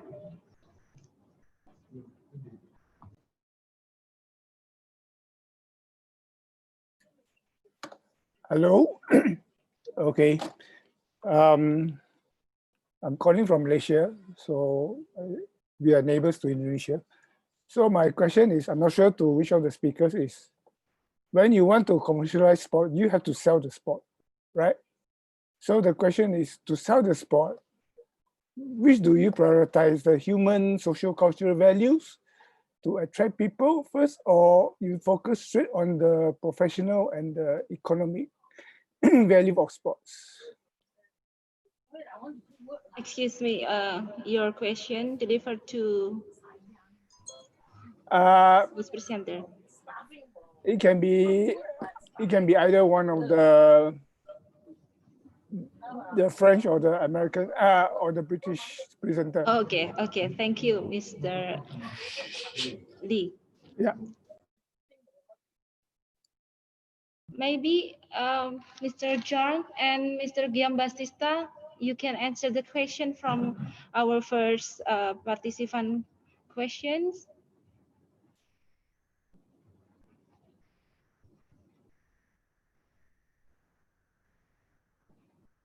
Mr. Giambastista or Mr. Jean-Francois Bocard, are you there?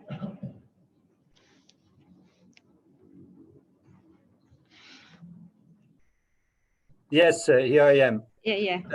Yeah, well, it's a very interesting question because I come from a country, I'm living in UK, and in UK there has been a quite strong debate in the last years because the way the funds are allocated within the UK sport are quite strongly focused on performance.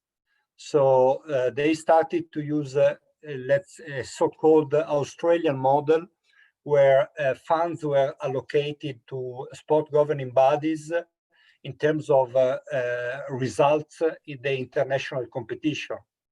So we had this kind of high competitive environment with these sport governing bodies to get more and more money in terms of supporting their own athletes. So the high performance dimension of sport became predominant within the sport, and the social dimension was put marginalized, or maybe was allocated to the role of the local council or the city council or the regional council, like to say, we provide you funds, but these funds need to be are limited and are only limited for certain aspects. But at the same time, if you move to other countries like Denmark, for example, or Finland, they completely, I wouldn't say neglect, but they don't want a high commercialized approach to sport in terms of competitive sport. And they care more about providing support to the normal citizen to practice sport, but seeing sport as a tool that can provide more health benefit, more social inclusion, more leisure activity. So it's a very, as I told you before, what happened in the European system is that every country is independent and is authorized and protected to have its own sport policy.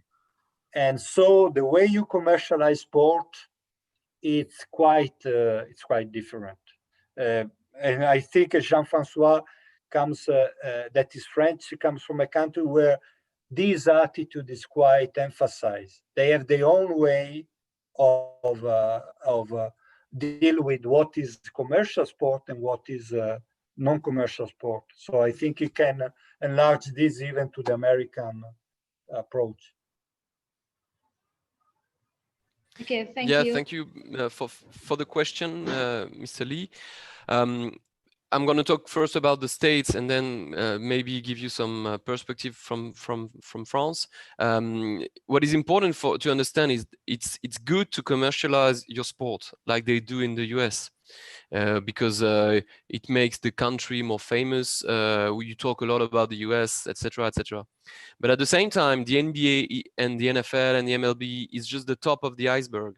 And in the US, if you ask anyone, even sports economists, they're going to tell you that the sports participation at the grassroots level is not high enough. It's really bad, actually. The percentage of obesity is very high. For example, the sedentarity is very high among youngsters in the US, because if they don't practice at school, it's very difficult for them to practice outside, except if they play like with friends, you know, but there's nothing really that is organized for them. So commercializing sports is important, but at the same time, making efforts to enhance the participation of youngsters in sport is maybe much more important. And I want to say that in France, we really understand more. We understand more and more the social externality of sport, which are not taken into account monetarily. When a youngster is playing sport, he's not doing mistakes at home. He's not eating bad food. He's not. He's learning to lose. He's learning to be with people that he's not meeting at school. There's a lot of positive externalities to sports practice. So, and afterwards, when people practice sport, they're interested in the top level.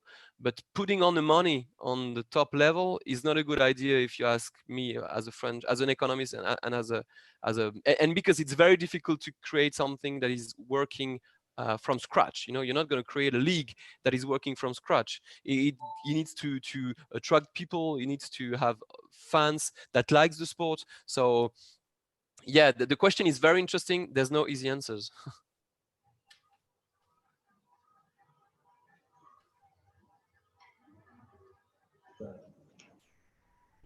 Okay, thank you very much for your explanation about the commercialist sport. The question from Mr. Lee. Hopefully, Mr. Lee, you're satisfied with the answer, both from France perspective and British perspective. Okay. Yes, I know it's not an easy answer. There's a contradiction, but it's good to get the different perspectives from them. Thank you. Thank you. And the next participant who is going to ask to the speakers is Ayu Octavia. Are you there, Ayu?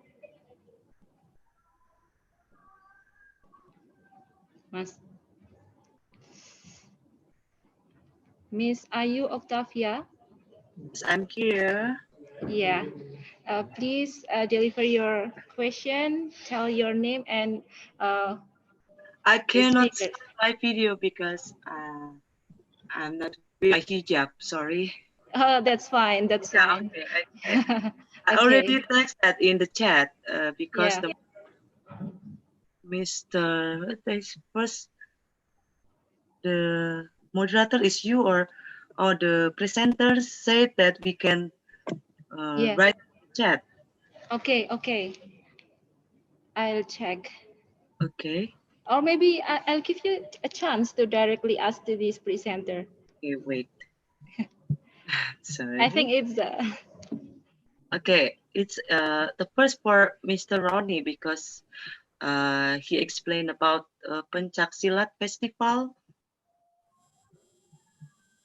and I think it's a good start for start our sport industry in Indonesia because Pencaksilat is very good to show to tourists, to foreigners.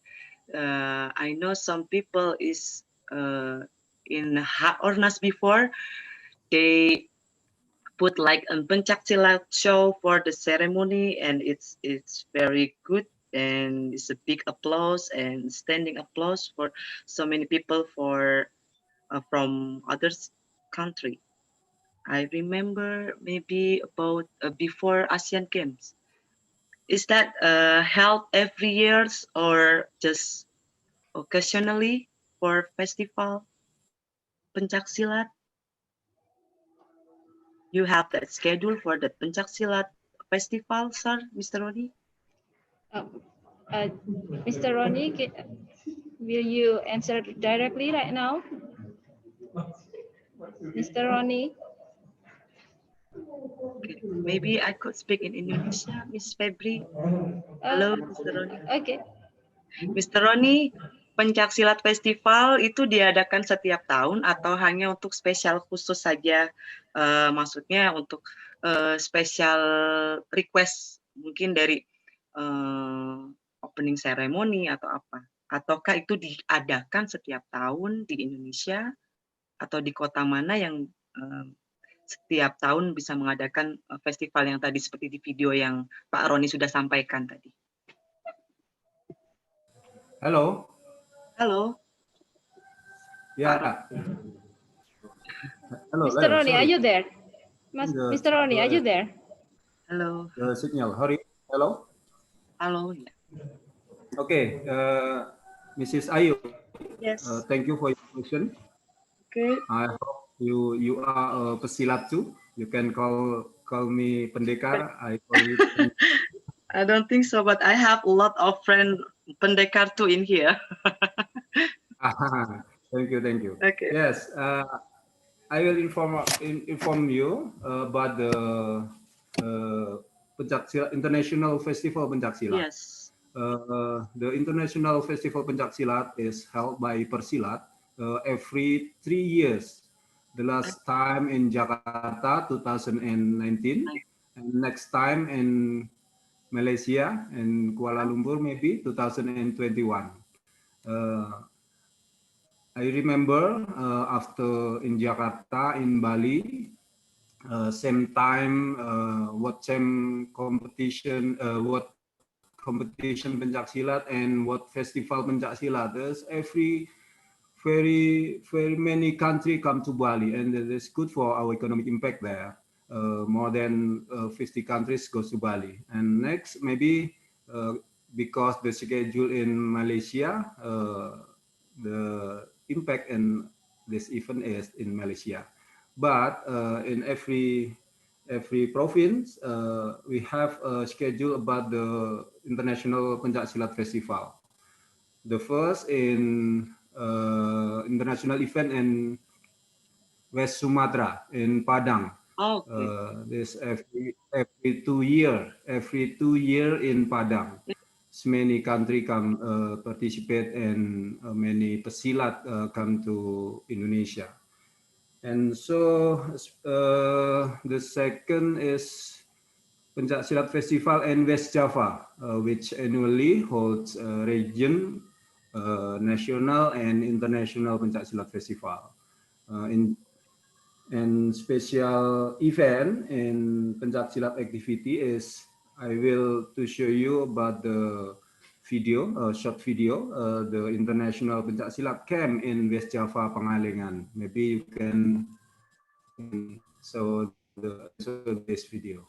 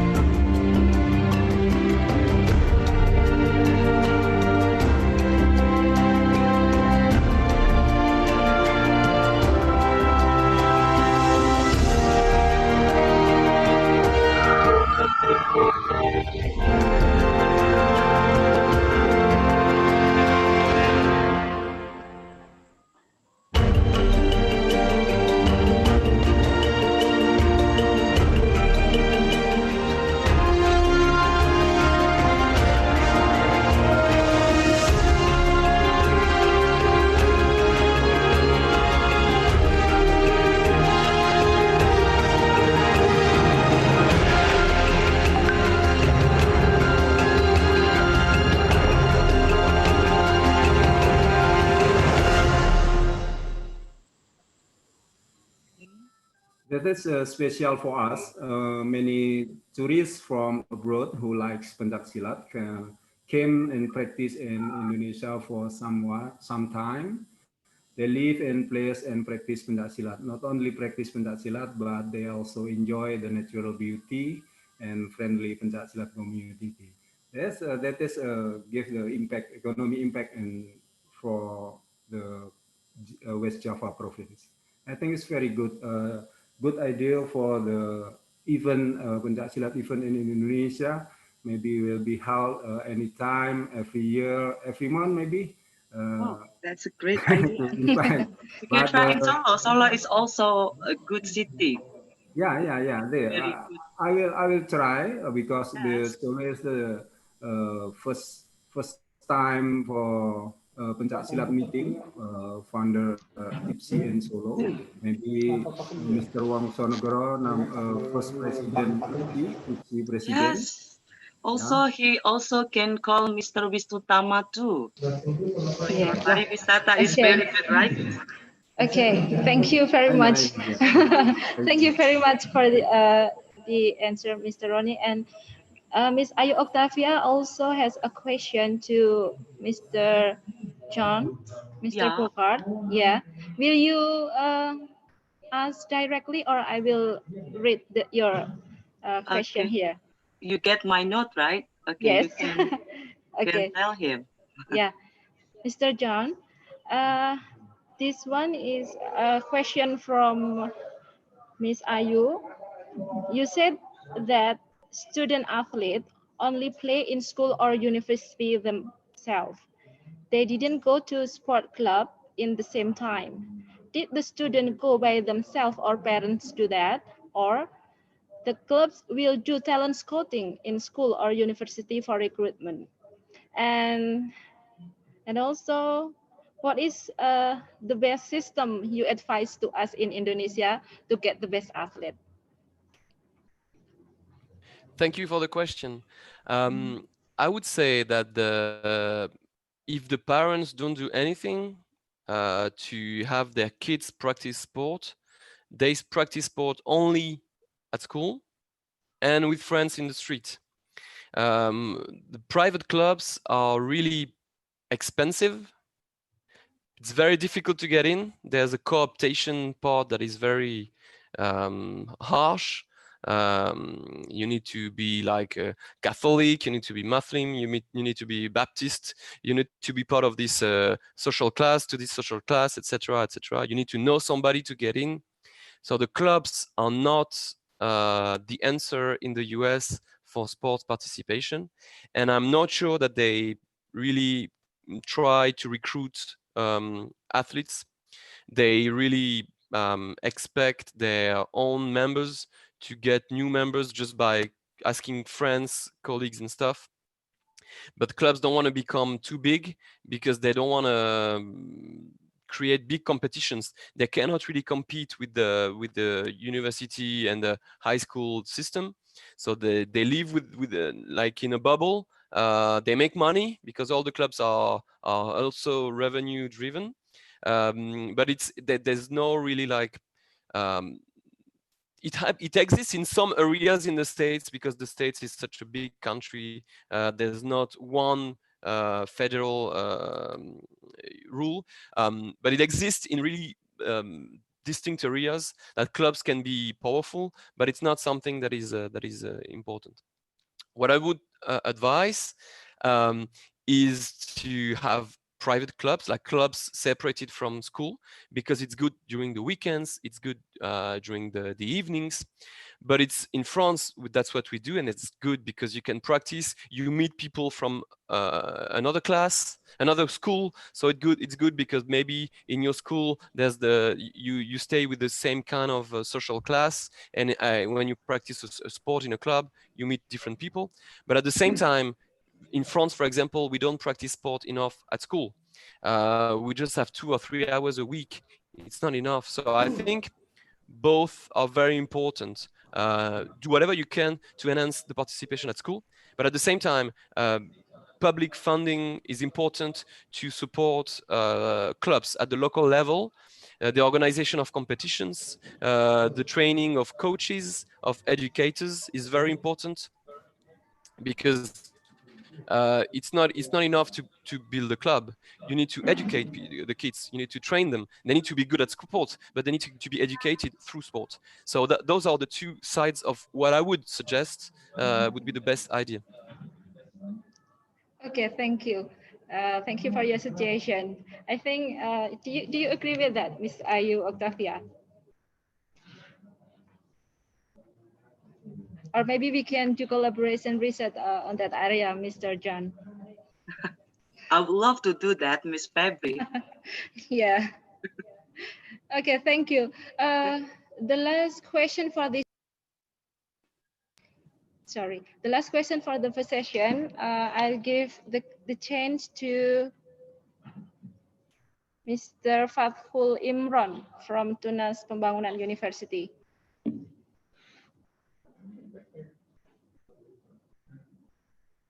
Are you there, Mr. Fathul? Yes, Mrs. February, I am here. Yeah, please directly give your question to the presenters. Because you have one question to two presenters, please. Yes, okay. I think I'm only need the discussion from two presenter about the anticipated model in sport economic in US or in Europe during this pandemic. Because we know that all of competition, like in football maybe, are stopped. So maybe there are not money in ticketing, for example. So maybe please give me the discussion about it. Thank you. Jam, you wanna answer this one? Yes, it's an interesting point, and it's a point that can raise an interesting aspect within the European model. Personally, one of the aspects that I really admire regarding American sport is the existence of the CBA, of the collective bargaining agreement. And whenever I teach this concept to my students, I always say it's like a cake. So you cook a cake and then you decide every year how the cake is divided between workers and owners.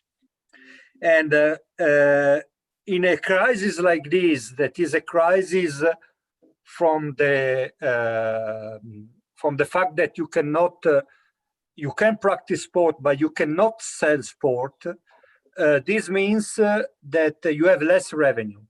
And this means that you need to be very flexible to find as soon as possible fast agreements between workers and owners, so between athletes and owners. So for the American leagues, this is very immediate. It's very fast because of the CBA agreement. They have a system where they have reserves of money that can be used whenever there are critical conditions in the market. So the American leagues can easily adapt and can easily reduce cost accordingly to how the economic condition can change. This is not possible in Europe. So from an economic point of view, it's probably higher the impact of the pandemic on the European sports side than on the American side. And for this reason, some European economists like Szymanski have suggested that this pandemic can suggest to European sport and European sport governing bodies, not only in Europe, but internationally, to create some flexible tools in the future that they can support sport in situations like this.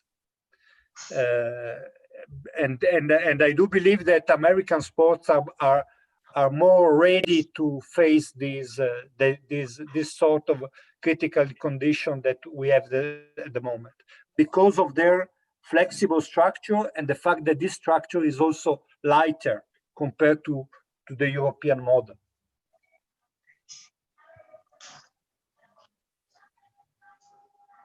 Yeah, Okay, can I add something to this? Yeah. Give me, yeah. Yeah. Thank you for the question. It's very interesting. I would say that from Indonesia, you saw that, for example, the German Bundesliga started games with empty stadiums. It happened also in Premier League, but in France, we decided not to pursue the season, to finish the season, and it didn't happen as well in other sports but football. And what is important for you to understand is that in Europe, the different leagues, different sports have very different financial structures. So, for example, in football in Premier League, their main revenue comes from TV rights. So they just want, if the TVs are happy to broadcast games without crowd, you do it. But for example, when you're rugby in France, rugby, the main source of revenue from rugby comes from sponsorship and tickets. So organizing games without a crowd is useless because you don't get any money, and so depending on the revenue on the structure, financial structure of the league, leagues decided to go on and play games in front of small crowd or zero crowd, or they decided to postpone the season. So the situation was were really different. And for example, in the NBA, they get so much money from the TV rights, like I told you, that they are fine. Yeah, they accept to organize the games without crowd because their money come mainly from TV rights. So that's good for them. Other sports have no interest, have no incentive to organize competitions without crowd, because that the revenue comes from the crowd and the sponsorship that likes the crowd. So yeah, this explains why there's no one simple strategy, because of the financial structures that are different among leagues. Okay, thank you, Mr. Giambattista and Mr. Jam. And for the first session already done, and I'll open the second session. I'll give 3 chances to the participants to ask the question to the presenters. The first chance to Mr. Januar Duma, the second, Professor Furqan Hidayatullah, and the third, Professor Agus Kristianto. The first, Mr. Januar Duma, please deliver your questions.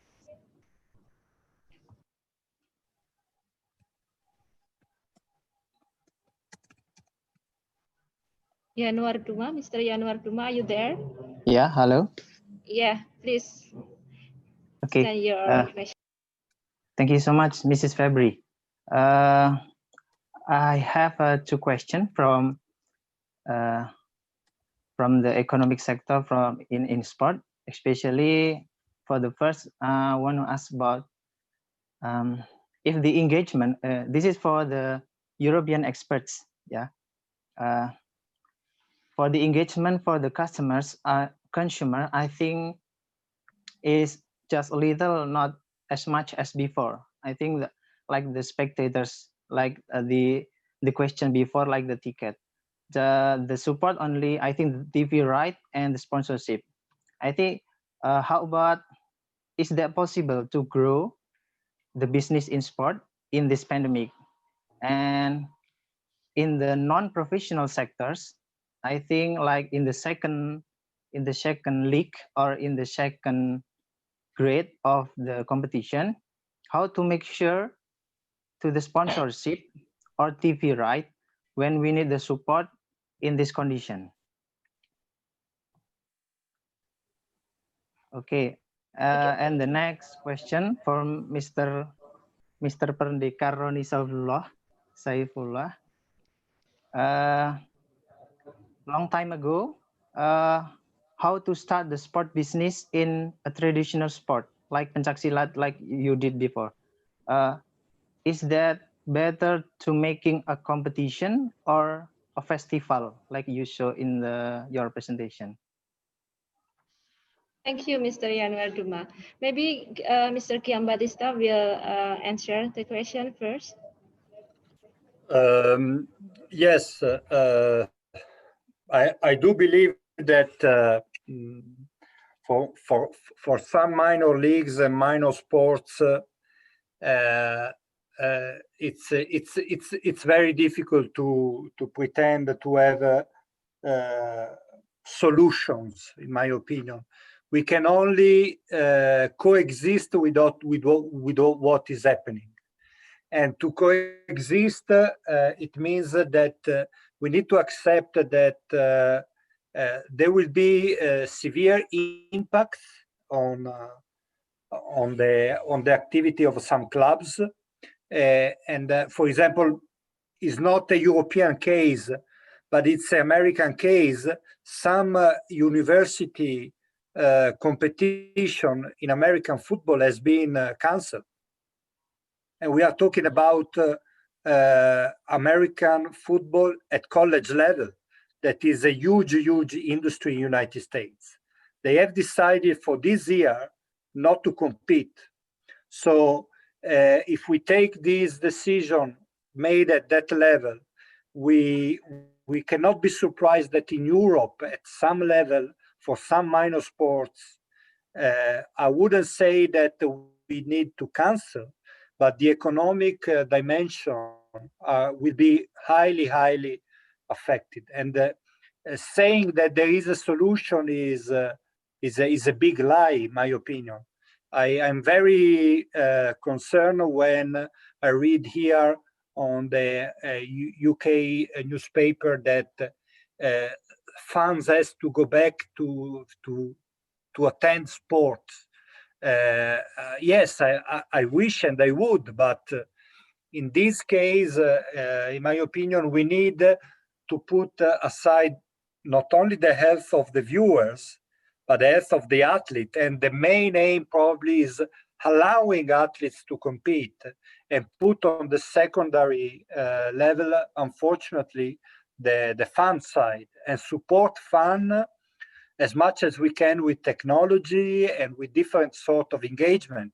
Like I have seen in some countries, they have decided to display matches in of their clubs in big parks or outside of the stadium, or do other activities to engage with the fans, because the situation we are is so radical that we need to contain what is happening. Thinking that we can affect and maintain the same level of revenue and engagement as it was before, it's unreasonable. Some sports are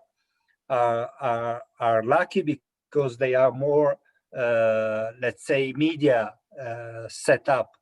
But other sports, like for example F1 or American football, they are so technologically driven that the stadium, yes, is important, but the sport can go on anyway. Other sports, as Jean-Francois has said, the fact that the fans are not present will have a huge impact, but we need only to coexist with this. Okay, thank you. Mr. Ronnie, will you give the answer, and short answer, I think. Okay, I will try to answer that question. I think same situation about event in Pencaksilat. Festival or competition is same situation.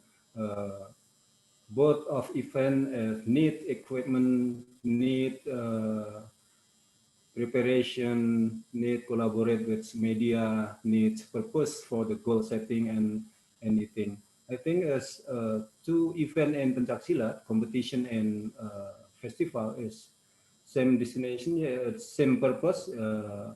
Economical impact is one of purpose in Pencaksilat, and then achievement, athlete achievement, and maybe existency in Pencaksilat exists, and everyone, every country in the world know about the Pencaksilat.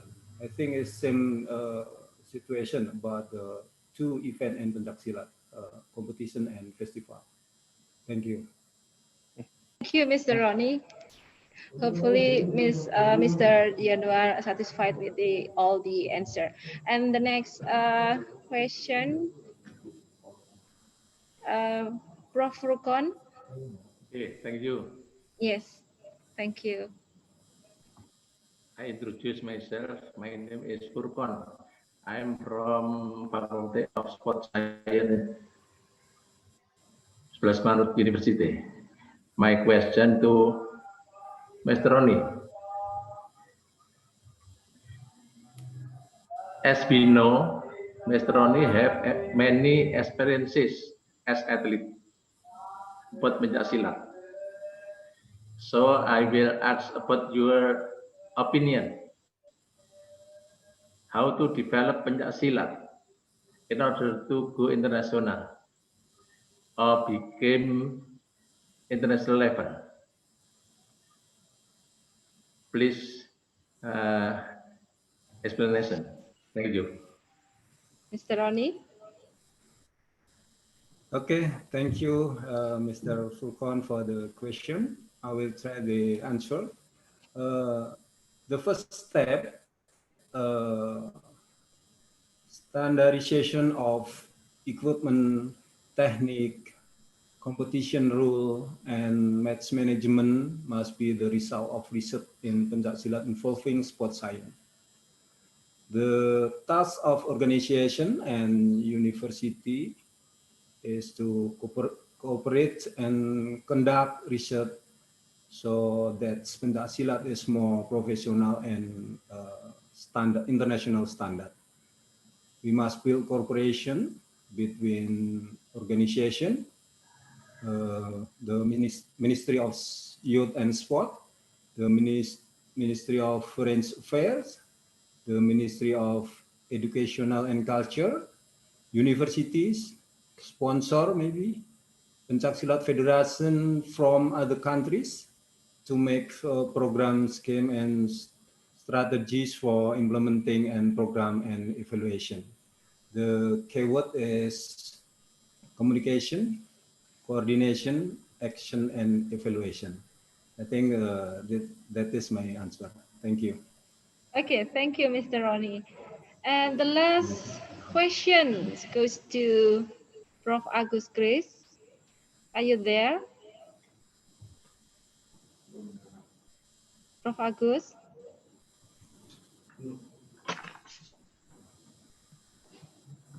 Prof. Agus? Baik, bisa diterima ya suaranya? Yes, Prof. Yes, baik ya. Clearly.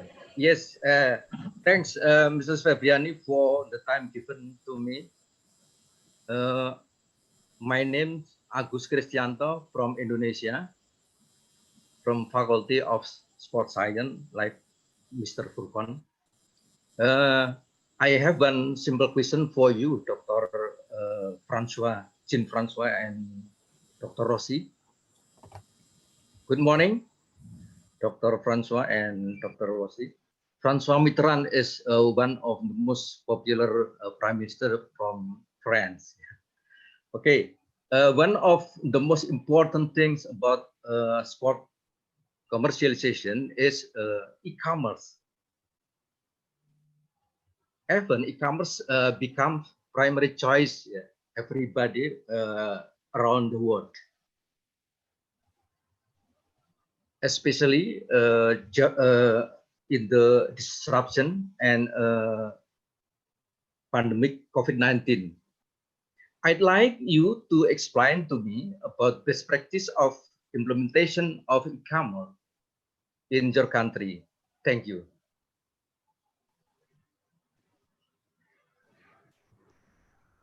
Mr. Chan?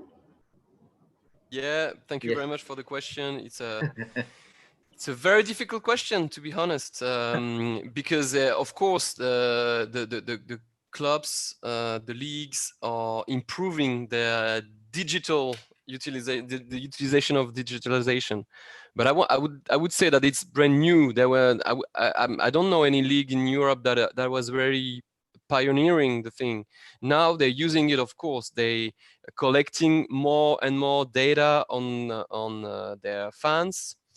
All over the world. So whenever you go and watch a game that's why they want to produce games as well. They want to collect a lot of data in order to sell you what you may want. Among clubs, there are a lot of examples in France of clubs that are working. Maybe I'm making a mix between e-commerce and using the use of data, because that, to me, that's pretty much linked. because you cannot really do e-commerce if you don't know your fans. So first you need to collect a lot of data. Either you collect them yourself or you buy them to companies that also exist in Europe and in clubs, in leagues. But definitely the clubs and the leagues understand now that they need to collect more data. Afterwards, the e-commerce is something that they want to work on, because the merchandising used to be nothing in clubs. Then Manchester United launched this huge campaign in the 90s of commercialization of their shirts, and it worked so well that the other ones followed this. But still, are they really using e-commerce as much as they could? I would say no. And I really don't have a best practice that I could share with you, not because it doesn't exist, but because I don't really know of any. I've never heard of any, but maybe Giambattista is going to help me on that.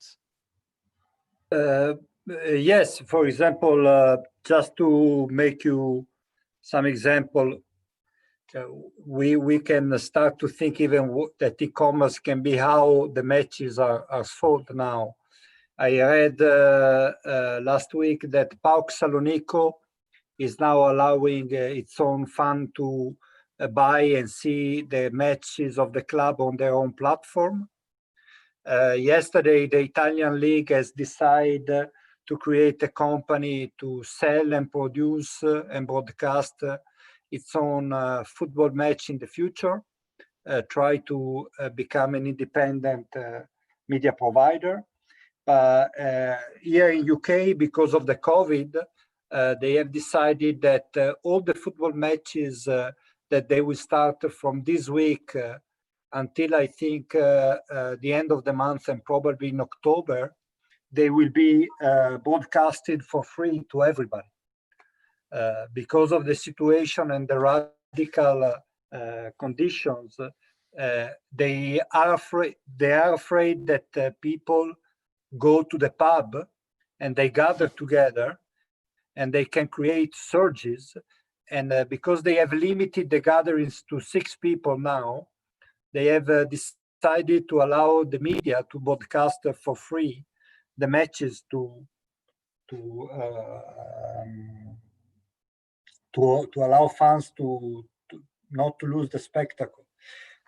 Regarding if we go in the strict terms of e-commerce, I think that it's very difficult. But what I have seen now that some companies that focus on e-games are taking the advantage of this situation to promote their own product and to try to convince people that e-sport is a fascinating product. Regarding the classic sport,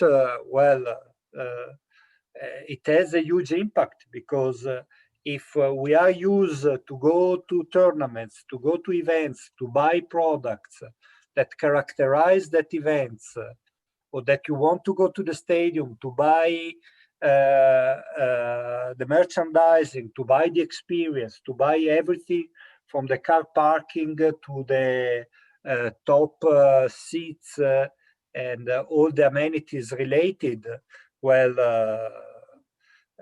even try to push the e-commerce when the event is not as it is, it's very difficult. So the only thing that you can do through e-commerce is to maintain fans close to the clubs, in a way, even to support the clubs in a difficult period like this. Okay, thank you, Mr. John and Giambattista for the answer. I believe so many questions still have on your head for all participants, but unfortunately, we have to finish our session today. And once more, I would like to say thanks again for all the presenters for their informative and interesting talk, and to the audience for your active participation. hopefully this presentation will be beneficial for everybody, and thank you for your attention. Good afternoon. Wassalamualaikum warahmatullahi wabarakatuh. And the room I'll give back to Mr. Baskoro. Thank you very much. Thank you. Thank you. Thank you. And you can send me email. My email address is at the end of my presentation. Yes. Okay, thank you, Ms. Febri. Okay, it's already in the end of the webinar. Once again, I would like to say thank you to all of participants that can participate very well, and for the speakers. I believe that it will be give the participants a new whole perspective about sport, and the dean, rector, and the moderator. Hopefully, we can meet again in the next Ngopi Teko.